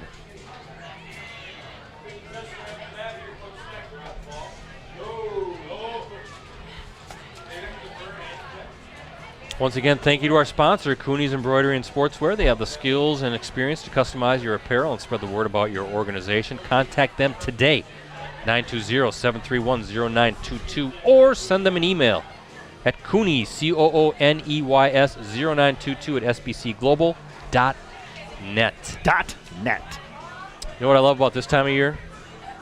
Caramel apples. You're kind of on the right track there. My wife and I, we will be hitting a local apple orchard tomorrow where I can get start my string of just slamming gallons of apple cider. We'll pick some apples. Weather's supposed to be a little cool but sunny, and I can still get my bike rides in. It's still some warm weather, sunny weather, and then nice sleeping weather. You got to admit, as much as I love summer, it was a pretty hot summer, pretty humid. Yeah, it was. There's no doubt about that. And nice air conditioner getting a little workout. Yeah, nice to have that humidity gone. Let's hope we can have a nice warm winter, too. But so far, September's been pretty good weather-wise. 9-0 lead for Wrightstown here at Fitzpatrick Field, home of the Little Chute Mustangs. I got some information on the namesake. We'll talk about the legendary Bill Fitzpatrick here in the third quarter, but certainly he left his mark here in the village, starting at Old St. John's High School. St. John's still, K through 8, part of St. John's Parish. And then Coach Fitzpatrick here when the high school opened back in the mid to late 60s, I want to say. And they did some pretty good stuff here leading the football program as well. Let me tell you what, I mean, the rain's still coming down pretty good here. I wonder if Ken the official misses these kinds of games. Hey, there's a good shot again at the rain coming down here in Little Chute, but you know, Ken the official, they do need officials. There is a shortage get them of out officials. of retirement. Come on, Ken.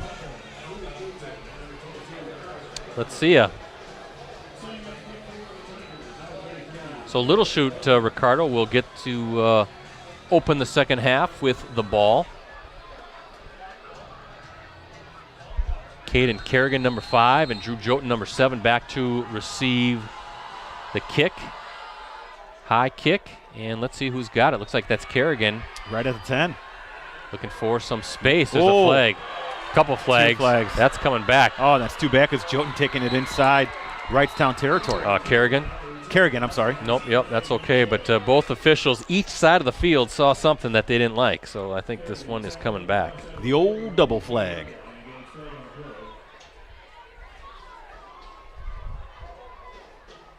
Well, as the officials talk things over, it gives me a chance to check out those Brewers. They're in a battle with the Mets. Ricardo 1-1. Your Cardinals, man, they're up 8-2 over the Cubs. They're about ready to win their 14th straight. Baby. Not only is he a Bears fan, folks, but he loves the St. Louis Cardinals Cardinal as well. Nation. That's a double doink for you. Hey, good one. Hey, Brett, Ken the official says, hey, do you see that rain? No thanks. He's nice and toasty, snacking on some popcorn. So 2 penalties, actually. The first declined. Second one will be accepted. It's a hold, and that's going to push the Mustangs back. Brewers need some wins because the Cardinals are not losing.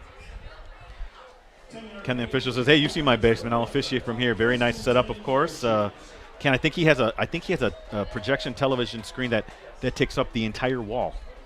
It's like being at Lambeau with the big high-definition screen. Maybe Ken could come over and finish my basement. Good setup there for him and his beautiful wife, Joyce. There you go. And Joyce, the 2 kids. Joyce watching the game, too? She might be, along with Piper and Miles. Piper. That's a nice name. Oh, yeah. Isn't that the name of your... That's the name of our little pooch. I thought it was your granddaughter's name. No, that's Little Miss Ruby. Little Miss Ruby. Hey, Ruby's a great name. Got to see her today. She came over for a little while. She is quite the little kid. She is all over the place. Sweet as can be, Ricardo. Sweet as can be. Ball's at the 25, so 2nd down and 6 for the Mustangs. Drew Jotun taking that snap at the quarterback spot. Wildcat action. Spot there. So a nice job by Jotun to set up 3rd and short And this is a big third down now right away for Little Chute coming out of the half. Ball's right at the 30, so Brett, this is a 3rd and 1. Depending on what happens here, even if they're stopped, if I'm Ted Evers, I'm going for it. I'm not punting it away. I'm telling my offense we need some points, and it's got to start on this drive. As Chute now back at quarterback takes a snap, he's going to keep it, and I think he dives forward. Boy, somebody was holding on for dear life. That might have been Bartosik, number 88, trying to bring down Chute, but Chute gets what he needs and then some. First down for the Mustangs. Yeah, the ball's going to be placed right at the 37, so gain of 7 yards. I'm sorry, the 32-yard line's a gain of 2 yards. Brett, I need some new glasses. You need some binoculars. I do. That's how I watch these games. Chute still back there for the Mustangs. Gets it, and he's looking for a lead block. Cuts it back inside. Kind of following number 45, Timothy Buchholz, the fullback. Buchholz pinches off or seals off the defender just enough for Chute to kind of scoot through inside, gets a few yards, second down. Now, is this a new look, or is Tate Van Asten hurt? Well, I was actually looking for, I see number 2 Van Asten down there on the sideline. So it looks like he's... Possibly with the rain and the weather as it is, they might feel that this is a good way to go. And Chute again, now he's going to swing it over. I was going to wonder if we're going to see Chute pass it. He throws to number 33, Joshua Verhagen, so another third down coming up. Maybe thinking a little change of pace. 3rd and short, very short. Less than a... Oh, wow, that's like half a football. Yeah. Oh, they're giving him the first down. No, they're not. They are moving the chains. Yep. Okay. So 7 yards on that quick pass play, first down and 10. Ball's at the 42-yard line. Chute going to keep it himself. And not much there, a yard, maybe 2 for the Mustangs. Again, looking at the conference right now, both teams 1-2 in league play, but we hate to fall to 1-3 either side. Looking at the upcoming Wrightstown schedule, they're at Marinette, then Kingsford, Michigan, and then at Freedom. For the Mustangs, they have a home game against FVL next week, then at Marinette, and then Menominee, Michigan to finish it up. 8:45 and counting here in the third quarter. Chute again looking for, he slipped. That wet grass there in front of Conlon Lasecki. So third down now. And I think we're going to see that arm again for Chute here on this third down play. 3rd and 7, 3rd and 6 from the 45-yard line. What do you think, Ricardo? I was going to ask you, what do you think of them going to this offense? I like it, but how about a little screen? There's a high snap. Nope, Chute's just going to take it. Well, he's got the first down. Wow. Good blocking up front. Saw the lane, saw the seal, saw the daylight, right? Running the daylight. Right. And 10-yard gain. Yeah, 45-yard line. Didn't hesitate. Saw where he wanted to go and just right through and no hesitation for the quarterback. So much for a screen play and seeing his arm. He's going to take the snap and run.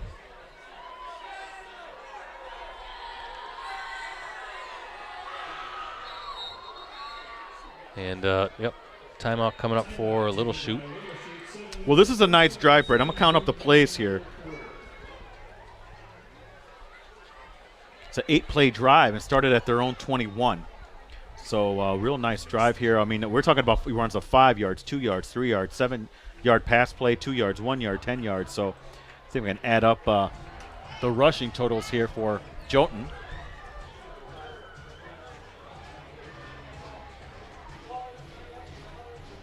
So he's ran 6 carries, 23 yards. I have him unofficially for in this quarter. 7:37 left here in the third quarter as we return to action here.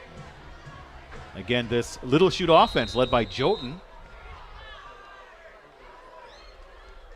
has been methodically working their way down the field. There you go. That's a pass, right? It should be, according to Ken's tackle. official. Van Zeeland, one of the guys there. Bartosik as well. Gain of 1 yard. That's the thing, though, and in something like this, if that's what they want to do with Jotun, they have to keep the defense honest at some point, though, right? You have to loosen it up. You can't just run all the time. So it was nice to see maybe a little variation there, that jet sweep, and now Jotun's going to keep it, and we're going to get a false start maybe. Whew.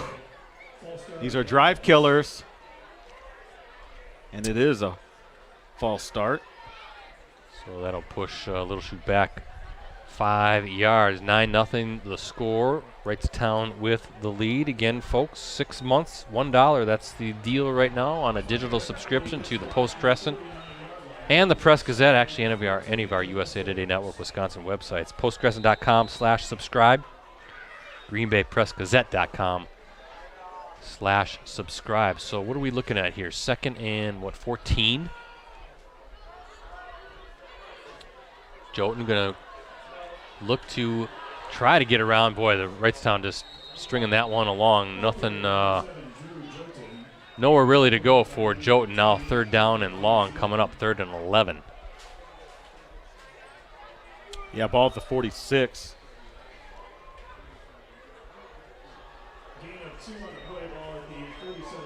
Again, the official was asking about a high school PPR league for fantasy football. You know, I think 15 years ago someone was doing some sort of high school fantasy football. Oh, really? Yeah, it was just too chaotic. You don't know who's doing what or who's running where. And I think I know some other journalists have tried doing something like that out of fun, but I don't know if coaches would be too crazy about that, Brett. No, watch out. Whoa, nope. Too strong. That's number 54 getting in there for the Tigers. Owen Nowitzki, the defensive end, coming in. What number was that? 54? Number 54. That's his 2nd sack. Yeah. He had one at the end of the first half as well. Boy, he got both his mitts on Jotun's jersey, and he was not going to let go, so brought Jotun down. And 4th down now for the Mustangs. Little Chute has to punt. Loss of 9 yards. So there's your Wrightstown defense coming through with the big play. False start penalty. Again, here's that strange lineup here, Brett. False start penalty was kind of a killer, wasn't it? It was. High punt, short punt, and let's see where it skips. Yeah. And the Mustangs down it. Going to mark it at the 38-yard line, I think, of Wrightstown. Let's see, 38 or 39-yard line. You talk about the fantasy football for high school. I know 2 guys who I would have drafted in the spring. That would have been Kyle Waljasper and Braylon Allen. Yes. I would have won every game. I'm guessing they would have been first round or first number 1, number 2 in terms of being drafted. Hey, Brett, that was a 12-play drive by Little Chute. And it burned, you can see, over half the quarter, but no points out of it. Now a chance for Wrightstown to build on that 9-0 lead. First offensive possession here in the second half, and I have a feeling you're going to see a lot of the ground game that the Tigers are famous for. You're up 2 scores. Churn out those yards and melt the clock. And let's see if the Mustangs, they've got 1 turnover defensively already on the interception by Jotun. Let's see if Little Chute maybe can get off the field quickly. Get that offense back on. They had something cooking with the offense with Jotun back at quarterback, but again, that false start penalty definitely made things a little bit more difficult. So 3rd down now off that run coming up for Wrightstown. Ball out to the 45, gain of 3 yards for Van Zeeland. Brett, he has 8 carries, 49 yards. And here you're seeing the classic Wrightstown, 1,000 paper cuts here. Yep. Is what they're doing. And 3 yards in a cloud of dust, right? And here we go. 3rd down, ball at the 45-yard line. 3rd and 3. Big spot for both the Wrightstown offense and the Little Chute defense. Whoa, look at that. Got the first down. Boy, Bartozek just going to bury his head. That's, again, 6 feet, 195 pounds. He's listed as a tight end. Kind of playing that fullback spot in essence, too. A little bit of everything. We've called his name quite a bit defensively, listed as a linebacker. Ball midfield. 5-yard gain on that, and kind of has that fullback feel to him, doesn't he? He does, like a H-back kind of thing going on. There's a handoff to Van Zeeland, and pretty good job by number 44 getting in there for the Mustangs. That's Tanner Effa. This is kind of where you hope that your running backs are. Remember Edgar Bennett, kind of known as a mutter? Mutter, yeah. Yeah, and you kind of hope that maybe your guys follow suit here. Just being able to get that footing in wet conditions. Some guys are built that way. Well, get the handoffs clean, too. Yes. because you see the rain coming down. That ball's just sitting there on the turf getting all wet. And going to be slippery, so you got to secure that football if you're the Tigers, who you have to think are going to just stick to what they do best and run it. No, and there we go again.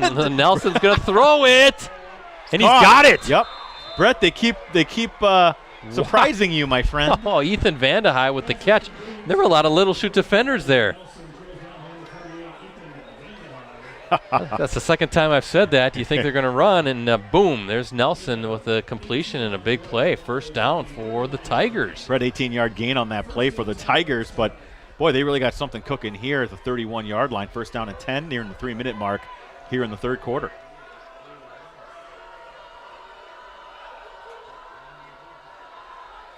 I think it's number 40, Pennenberg, Isaiah Pennenberg on the carry. You look at the, Wrightstown, Little Chute, and you got to throw Freedom in there too. They won 5 of the 6 Northeastern Conference championships.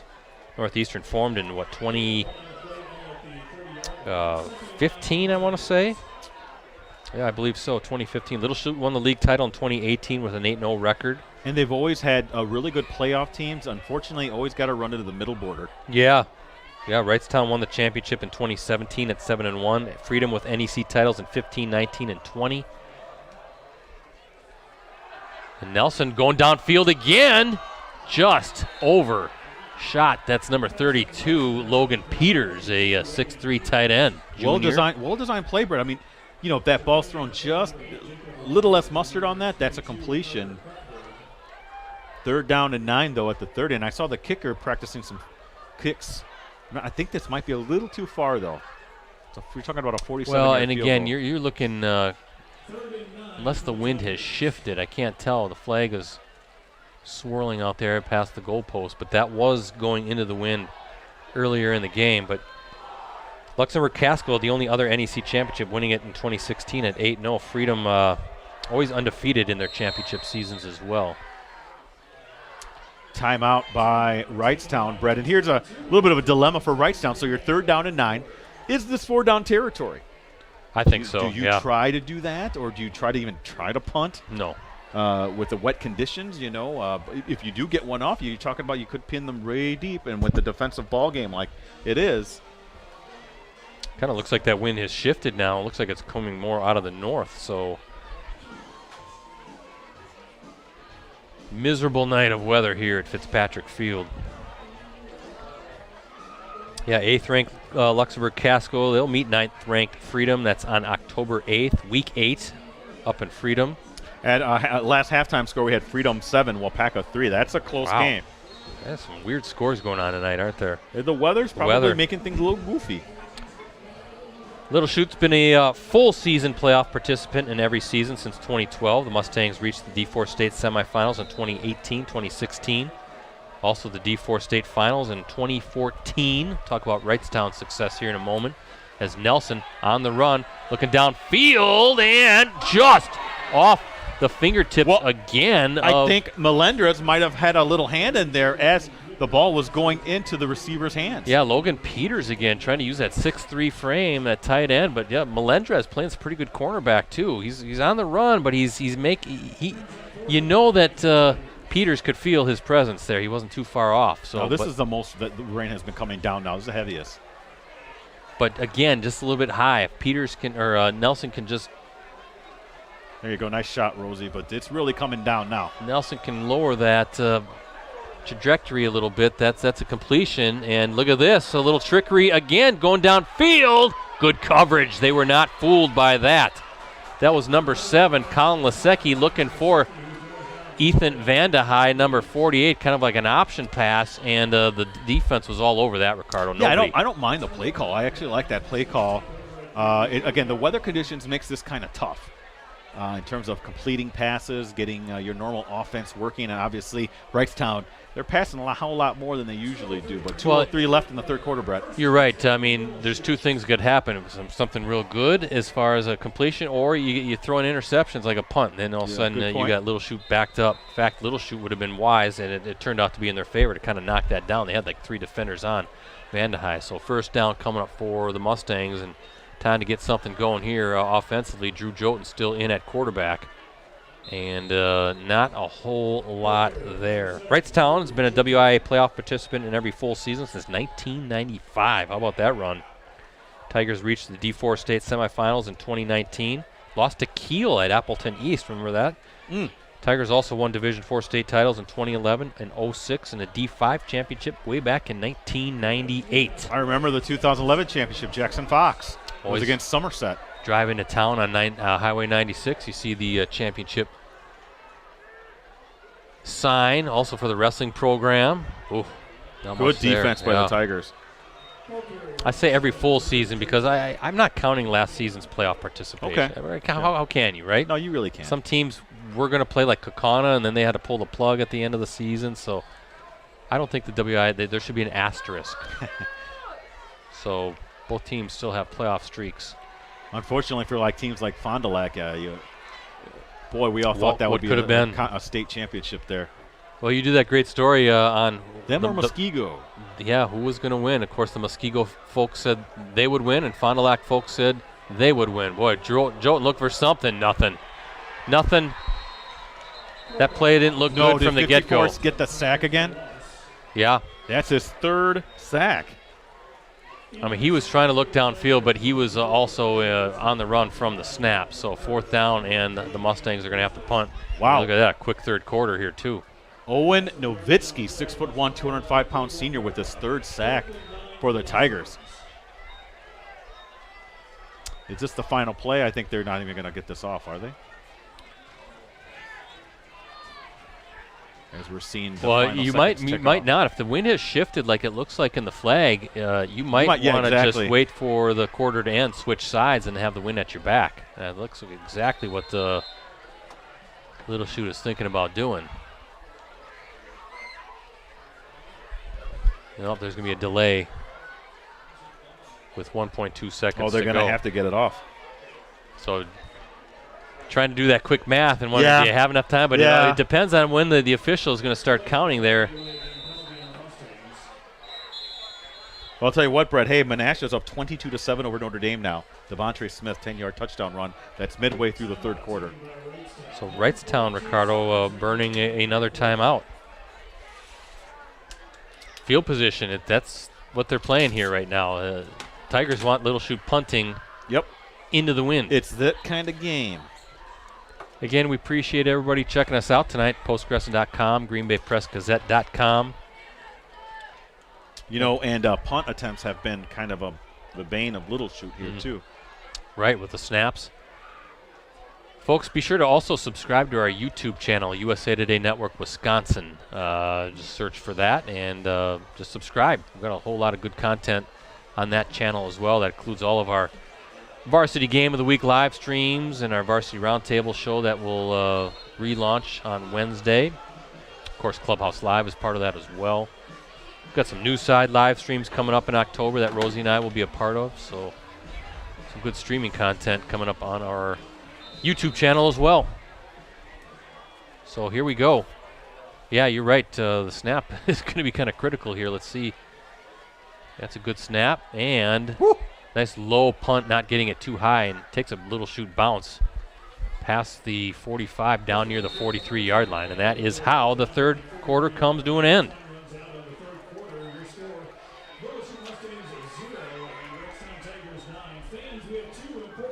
Gives me an opportunity, Ricardo. I wanted to talk about the Fitzpatrick field and the great Bill Fitzpatrick. Compiled a 71, 36-4 overall record at St. John High School when St. John's had a high school. Now a K through 8 school just down the road from the high school here. His teams went 47, 25-3 in Catholic Conference play, winning or sharing 7 titles. From there, he moved to Little Chute High School. He was also coach and athletic director here from 1968 to 1984. Check out this record, 113, 30-4. And that included an 87, 18, and 2 conference mark. Little Chute won or shared 10 conference titles, 8 in the East Central Conference and 2 in the Central Wisconsin Conferences. 1974 Mustangs, you can see it on the scoreboard, Associated Press state champs. They were 8-0 that year. Big final A little bit of an upset here. DeForest beats Wanakee 14-6. Wow.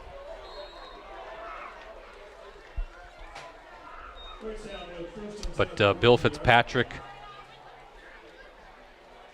inducted into the Wisconsin Football Coaches Association Hall of Fame. His 32-year coaching record, 184, 66, and 8. That's a 729 winning percentage. Is that pretty good? Is that good? And 17 conference championships. Is that a good winning so percentage there, Brett?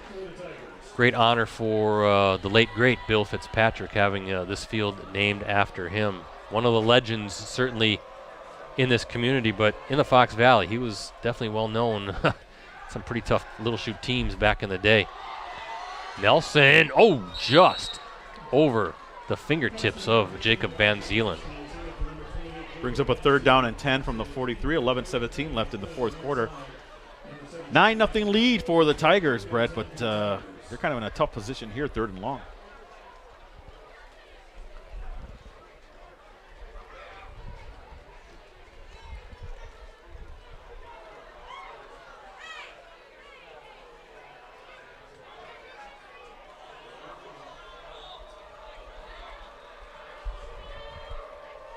Third down for Wrightstown. Let's see what Eli Nelson has. It's going to be a handoff to Bartosik. He's tripped up.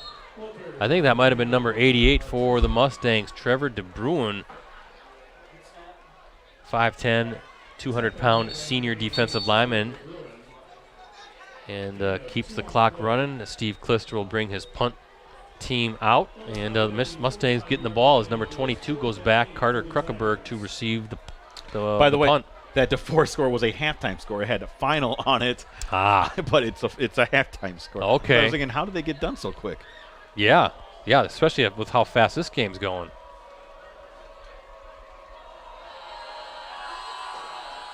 Ooh, that was close to being blocked. Yep, almost. Wasn't blocked, but it definitely made the punter uncomfortable, so it didn't get off a clean kick at all. But credit number 33, Joshua Verhagen, getting in there. And decent field position now for the Mustangs. Let's see what they want to do offensively.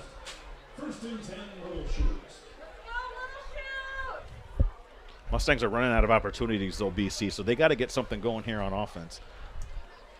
Well, you're right. 10:42 to go. You can't necessarily take a methodical drive here, right, and come up with nothing. In fact, I wouldn't mind seeing them open it up a little bit and get that pass game going, but we'll see what Drew Joten, he's going to be back out there again at quarterback.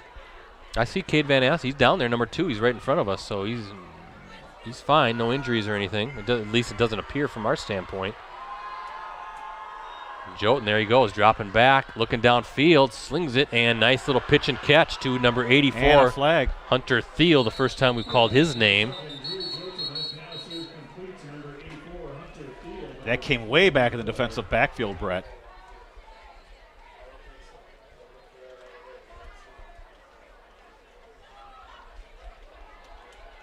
And the Little Shooters are moving back, so I wonder if this is against the Mustangs.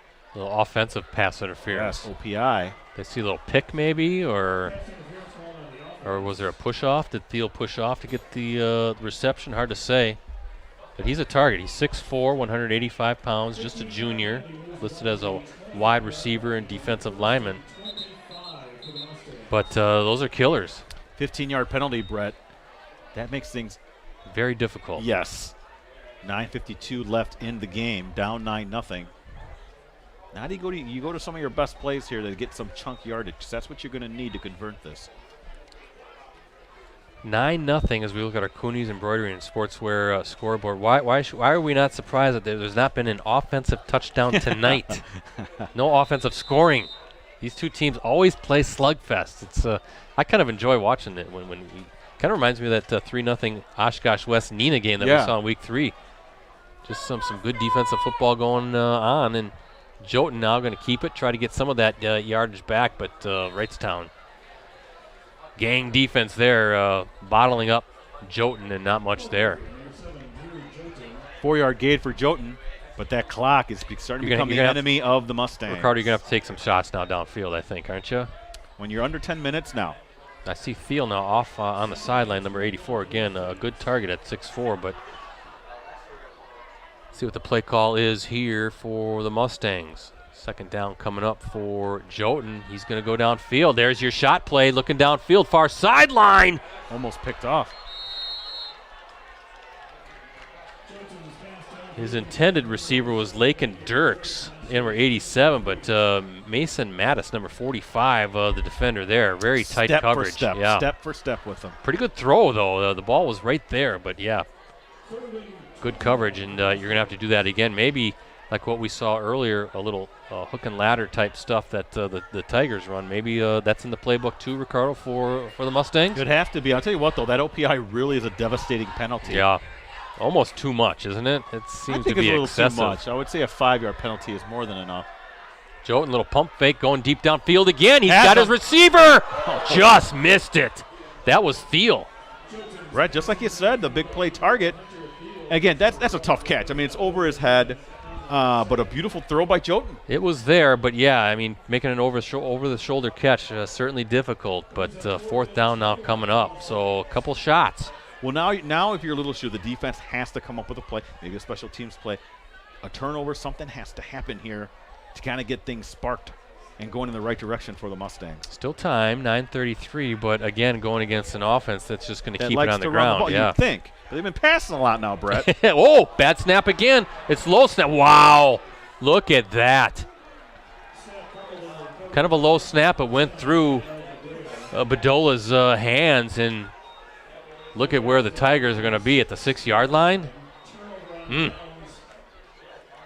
That's been kind of the name of the game here, hasn't it? Third botch snap. Now, Brett, again, we're talking about the wet weather here. We wonder if that has something to do with it. The ball's tough to snap. It's tough to handle. Yeah, boy.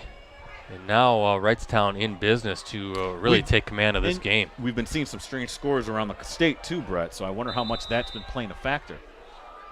Ball at the 6-yard line for the Tigers. Is that Van Zeelen going around the far sideline, and he is in for the score. 6-yard run by Van Zeelen, and that is your first offensive touchdown of the game.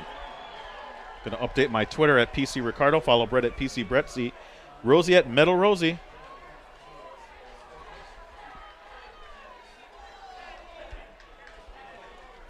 So Wrightstown striking quickly.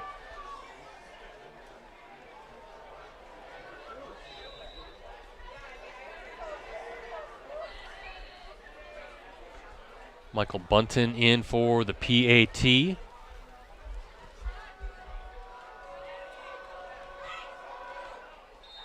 And it sails through. And you can hear the claps of the Wrightstown coaches next to us as we look at our Coonies Embroidery and Sportswear scoreboard. First touchdown of the game for the Tigers, for anybody tonight. 16-0. Tigers lead with 9:22 remaining in the game.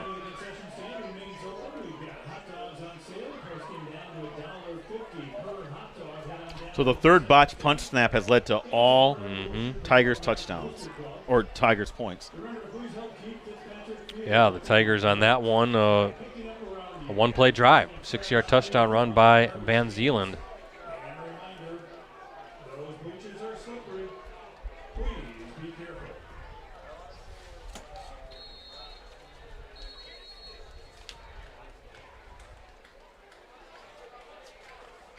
Tough special teams play for Little Chute. But Brett, there you see the third. Everyone talks about special teams being a factor, and I think you could make a case this is a very definitive kind of game that has been determined by special teams.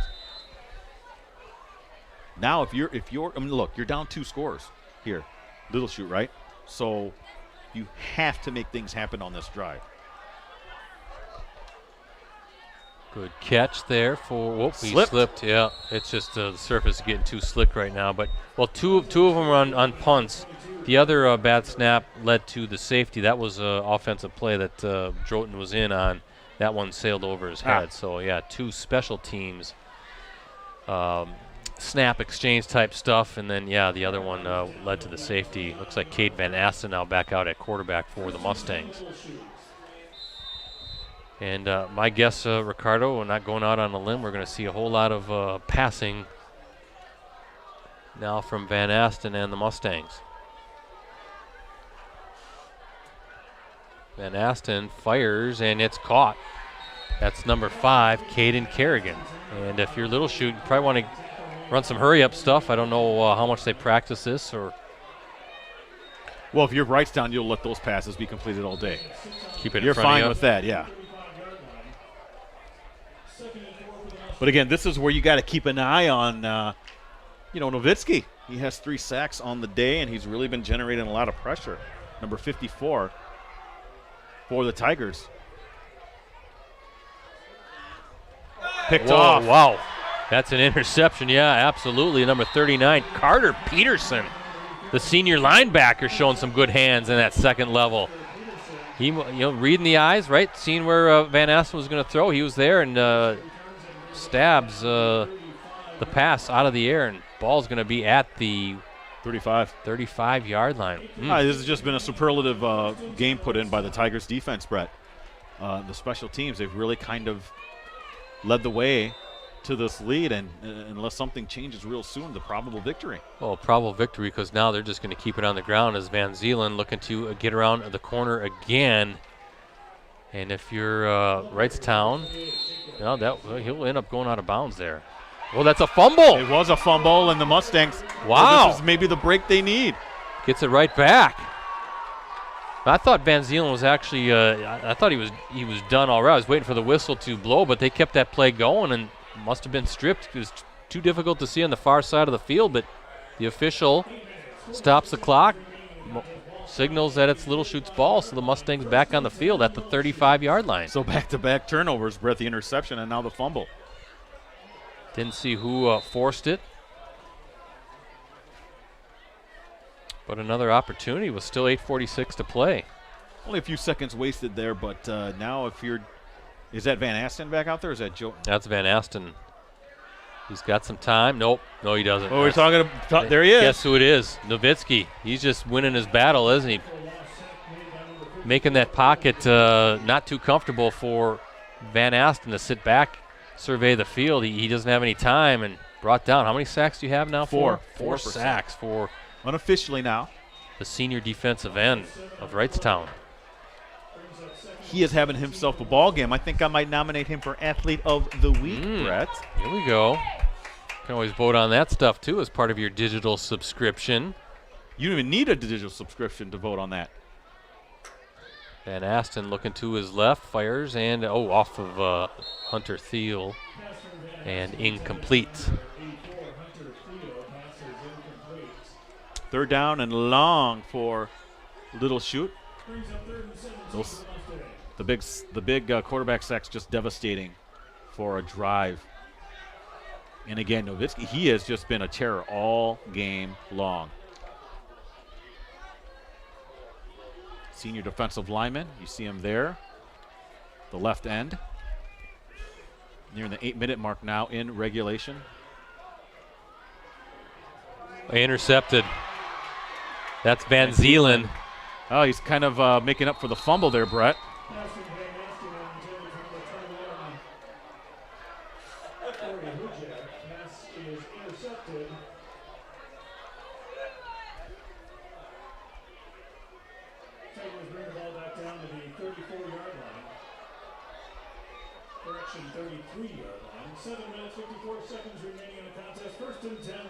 So we've had 3 turnovers in the last 5 plays, Brett. Interception, fumble, now another interception. Well, as Wrightstown, 7:54 left, starts again. Steve Klister, the head coach at Wrightstown, you're saying to your guys, take care of the ball now and let's get out of here. Game's getting kind of wonky. You just want to get out of here. Up next for the Tigers are at Marinette next Friday night, Northeastern Conference game. Little Chute will be home against Fox Valley Lutheran. Fox Valley Lutheran, we're going to call that a crossover match. Yeah, it has to be a crossover. FVL's in the Bay, but I believe that would count in the conference standings. Yeah, I don't know if Xavier in the FVL game is. It's I'm not quite sure exactly how that works, but that's a good hard hit. But I believe that Seymour Wrightstown game, that's a crossover. I believe that last week counted in the conference standings. Instead of having 2 separate leagues, why don't you just have one league, North and South or something, and just kind of Brett, that's a great idea. You know, if you're going to have a lot of crossovers, that would kind of be good to kind of get Xavier back in this. We've always talked about that, getting Xavier back in this pocket with Little Chute, Freedom, Wrightstown, FBL. Makes too much sense. Yeah, I mean, that would Can't be do that. a nice group of 5 teams there. Some historical rivalries as well. Third down for Wrightstown. Handoff. Van Zeelen looking for some space. Cuts it back inside. Good hard tackling by the Mustangs. 33 and 44. That's for Joshua Verhagen, number 33. Tanner Effa, number 44. Fourth down coming up. And Ricardo, you know that Clister is going to go for this. Ball at the 30-yard line.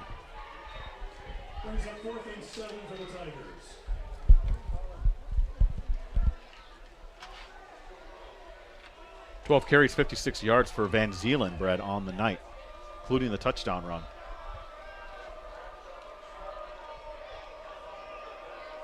Nelson looking to pass, going downfield, looking, and got it! It was caught. Good catch there, Brett. That's Lasecki on the far sideline. Again, a nice rainbow throw right into the breadbasket. Good concentration by Lasecki, who had a defender there. And that might be the backbreaker right there. You know, Brett, they haven't completed too many passes, but that was maybe the most important one of the night here. That if they're able to pop it in, then it's going to be tough for Little Chute to kind of mount any rally, especially with 5:44 left in regulation. First and goal at the 5 for the Tigers. Bartosik looking for some space. He's about at the 3, I want to say. Let's see. I think the official's going to spot it at the 3. Second down coming up.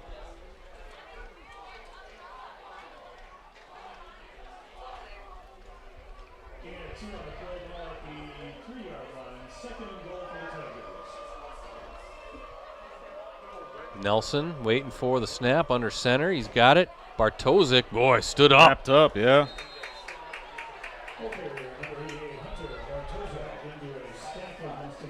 Third down and goal coming up. No Clock. gain on the play. Yeah, clock ticking away here. That's a, if you're Coach Clister, you're like, no problem. No big deal. We'll take another play. We'll take 2 plays from here.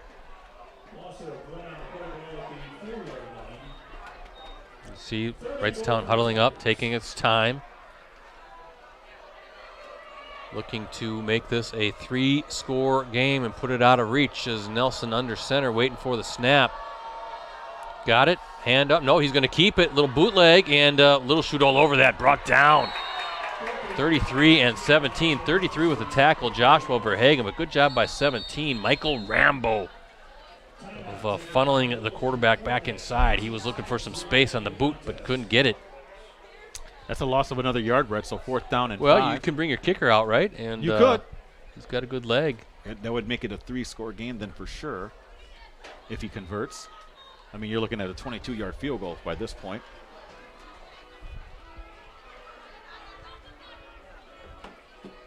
Either way, very, very solid performance here by Wrightstown, Brett. Yeah, and week 9 they've got Freedom, so that's a rivalry game, and you know that'll be one of those battles. It was interesting when you talked to Clint Krewalt, the new old head coach at Freedom, right? Mm-hmm. Resuming command of the program earlier in the season. I think it might have been was it actually after they beat Little Chute for the county ensign? I think it was, yes. You kind of asked Coach Krewalt about his defense, and his response, I thought he's like, I don't know really what's going on exactly. here. Yeah, he just knows this. I remember him saying, but hustle makes up for a lot of stuff. Kids buy into the program. As long as you're hustling, good things are going to happen. But yeah, he couldn't really pinpoint one exact reason why. I think he was pleasantly surprised by what he was seeing from his defense. So here's Michael Bunton in. This is going to be, what, a 22-yarder? That's what I have it as. Everything good. Snap good. Hold good. Boy, he's pooching it, and I think he missed it. I think he did. Did it go to the right? Yes. Well, still some hope if you're a Little Chute, but you're going to have to strike quickly. And that goes out to the 20, I believe, right? Yes.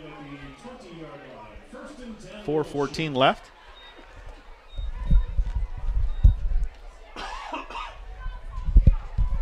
Don't mind Ricardo. He's just coughing. Yep. Got a little chilly up here, didn't it? Yeah, I mean, it's supposed to drop one in the mid-40s. Brett, I don't know. I'll have to put the electric blanket on tonight. Might have to throw on some pants. Okay, we don't need to talk about that. A family live stream. Van Asten slings it to number 13. That's Mason Steno, a senior wideout. And now you got to get that hurry up going. Mustangs with 2 timeouts to use. Yeah, second and we'll call it 4.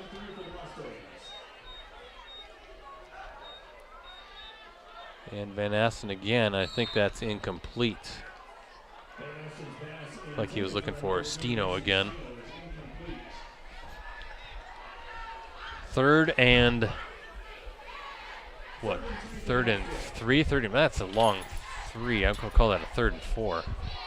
That is a long, or short 4. Call it a short 4. Short 4, yeah, there we go. It's ball at the 27-yard line here for Little Chute. Got to make something happen now. As that ball was tipped. I think it was 54 getting his big paws on there. Guess who? They're calling that incomplete, too. Owen Nowitzki got his hands in the passing lane. And you think he tipped it a little bit? I think so. I was watching in my binoculars, and that's exactly what happened. So that is, down. I mean, he has just had a superlative game. Look at him out there, number 54. He's got, doesn't have his jersey tucked in. He's even playing all over the field there defensively.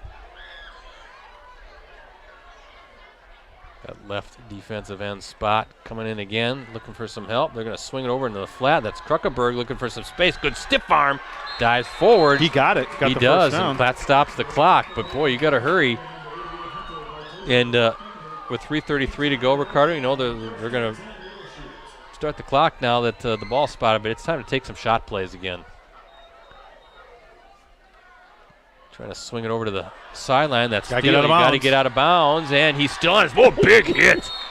That's 48 with the stick. Yeah, Ethan Vandehei, the defensive back, coming in on Thiel. Oh, my goodness. But he's out of bounds, I believe. I could hear that crunch up here, Brett. Ball at the 48-yard line. And quickly to the line. No, he didn't get out of bounds, so I thought he did. And, ooh, tough throw. He caught it. Yeah, he did. And that's Thiel again. Good hands and nice awareness in that sideline.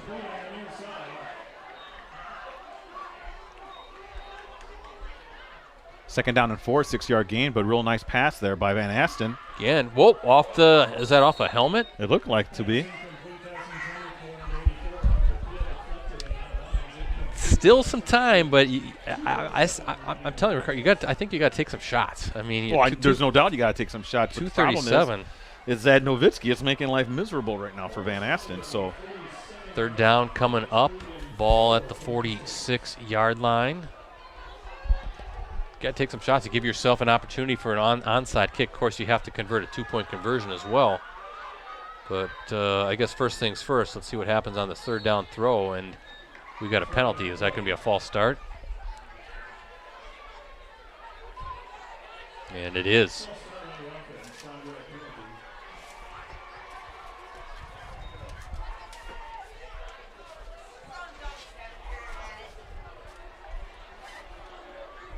Is that a false start, Brett? It is.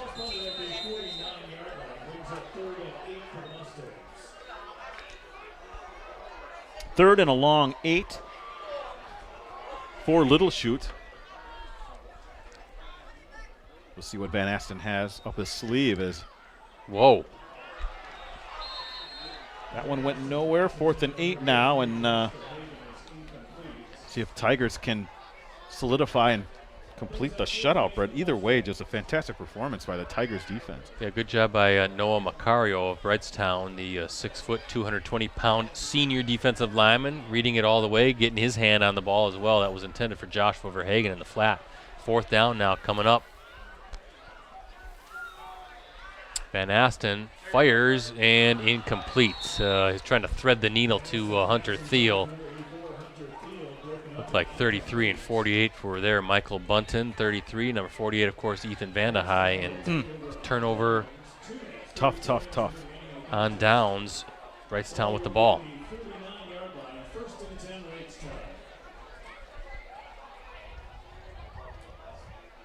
Well, that Tigers defense, again, stiffened, Brett, and they've played outstanding all game long.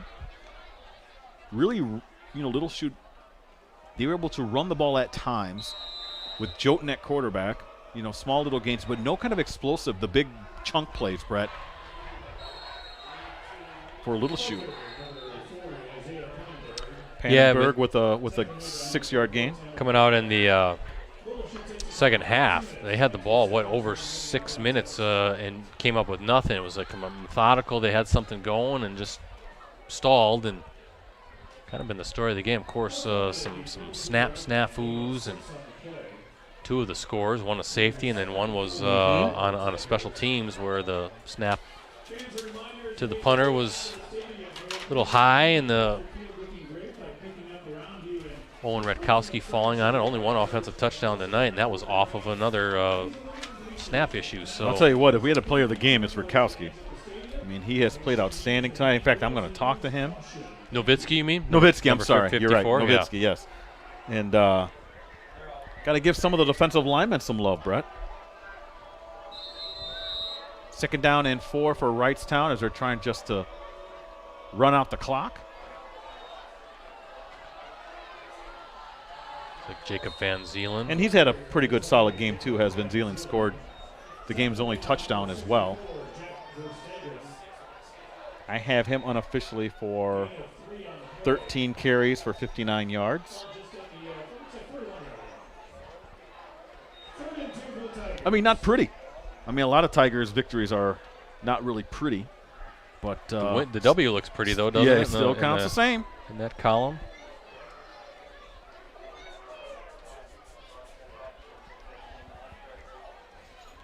Third down and 2 as one more first down should do it for Wrightstown.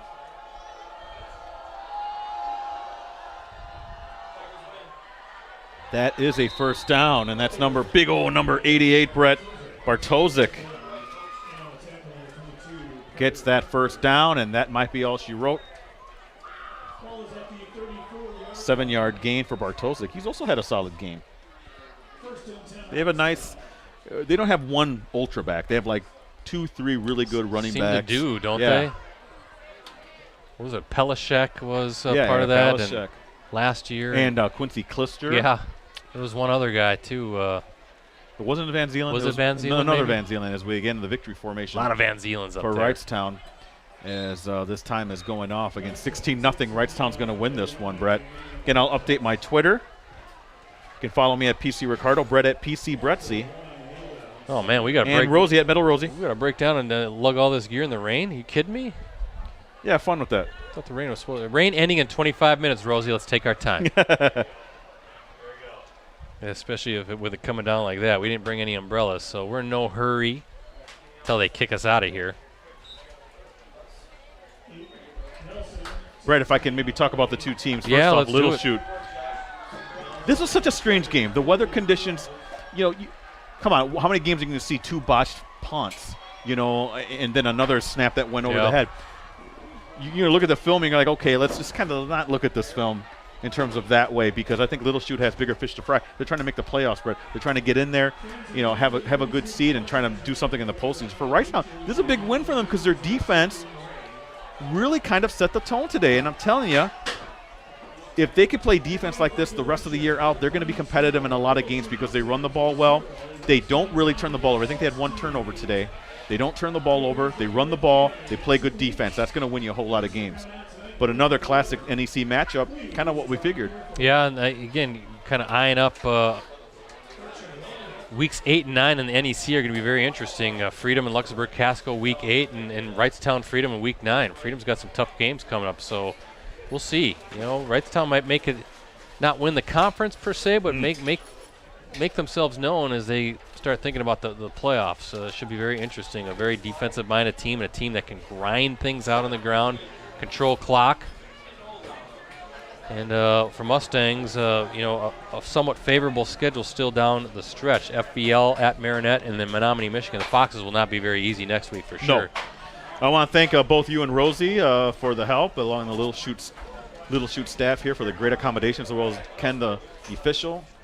We'll see you at Papermaker Stadium next week for a big one, right? Very big FBA one. Game. Thank you, gentlemen, and have a great weekend. All right, and be sure to check out Ricardo's prep column. What is that? Sundays that come out? Yes. Sunday, where he kind of does a wrap-up of what was going on here in the Week 6 now, or the soon-to-be completed Week 6 of the high school football season. You can find that on postcrescent.com every Sunday. Also does a great job of previewing some games of coming up, and he puts his rankings. In fact, we didn't even get a chance to talk about his area rankings here, at least in the Post Crescent area. Kimberly number 1, Freedom number 2, Appleton North 3, Kaukauna 4, and Brilliant checking in at number 5. Others to watch: Neenah, Hilbert, Xavier, Menasha, Appleton West, and Shiocton. But a lot of good high school sports content, both in written form, of course, and stuff like this, and live streams and our Varsity Roundtable show, which will again relaunch Wednesday night at 7 o'clock with members of the Appleton North girls volleyball team. Let me run down the scoring. Not much to talk about as far as scoring goes. It's all been Wrightstown. Wrightstown struck first on a safety on a snap that sailed into the end zone with 11:35 to go in the second quarter, made it 2-0 Tigers. And then the Tigers, the first of 2 touchdowns, though this is a special team score, came on a bad snap, or kind of a botched snap, that ended up in the end zone, fallen on by number 17, Owen Ratkowski, with 7:36 to play in the second quarter. PAT was good, and the Tigers led 9-0 at the half. And then the game's only offensive touchdown came with 9:22 to go in the fourth quarter. A 6-yard run by number 28, Jacob Van Zeelen. Again, the kick by Michael Bunton was good.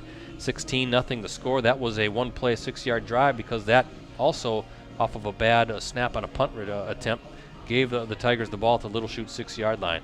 16-0 is the final here from Fitzpatrick Field. With the victory, Wrightstown improves to 3-2-1 on the season. Evens its mark in the Northeastern Conference at 2-2. Up next for the Tigers, they're at Marinette next Friday in a Northeastern Conference matchup. Kickoff is scheduled for 7 p.m. As for the Mustangs, they fall to 2-3 on the year, 1-3 in league play. And up next for Little Chute, they're home against Fox Valley Lutheran next Friday. Crossover matchup. Kickoff is scheduled for 7 p.m. Just got a text from our friend John Yoke down at Neenah. The Rockets with a 28-0 victory over Oshkosh North. So congratulations to the Rockets. As for us, we'll be back at Papermaker Stadium just down the road in Kimberly next Friday as the third-ranked Papermakers host Fond du Lac in another big Fox Valley Association showdown between the two rivals. Our live coverage will kick off at 6:45 p.m. You can access our previous Game of the Week live streams on our USA Today Network Wisconsin websites. Just go to the sports section and scroll down until you see the Watch Our Varsity Game of the Week Prep live streams link. Once again, a thank you to our sponsor, Cooney's Embroidery and Sportswear. They have the skills and experience to customize your apparel and spread the word about your organization. Contact them today, 920-731-0922, or send them an email at Cooney's, Cooneys, 0922 at sbcglobal.net. So for Ricardo, for Rosie, and of course the crew with USA Today Network Wisconsin, I'm Brett Christopherson, signing off from Fitzpatrick Field here on the campus of Little Chute High School. Once again, the final score tonight, Wrightstown 16, Little Chute nothing. Thanks for watching, everybody.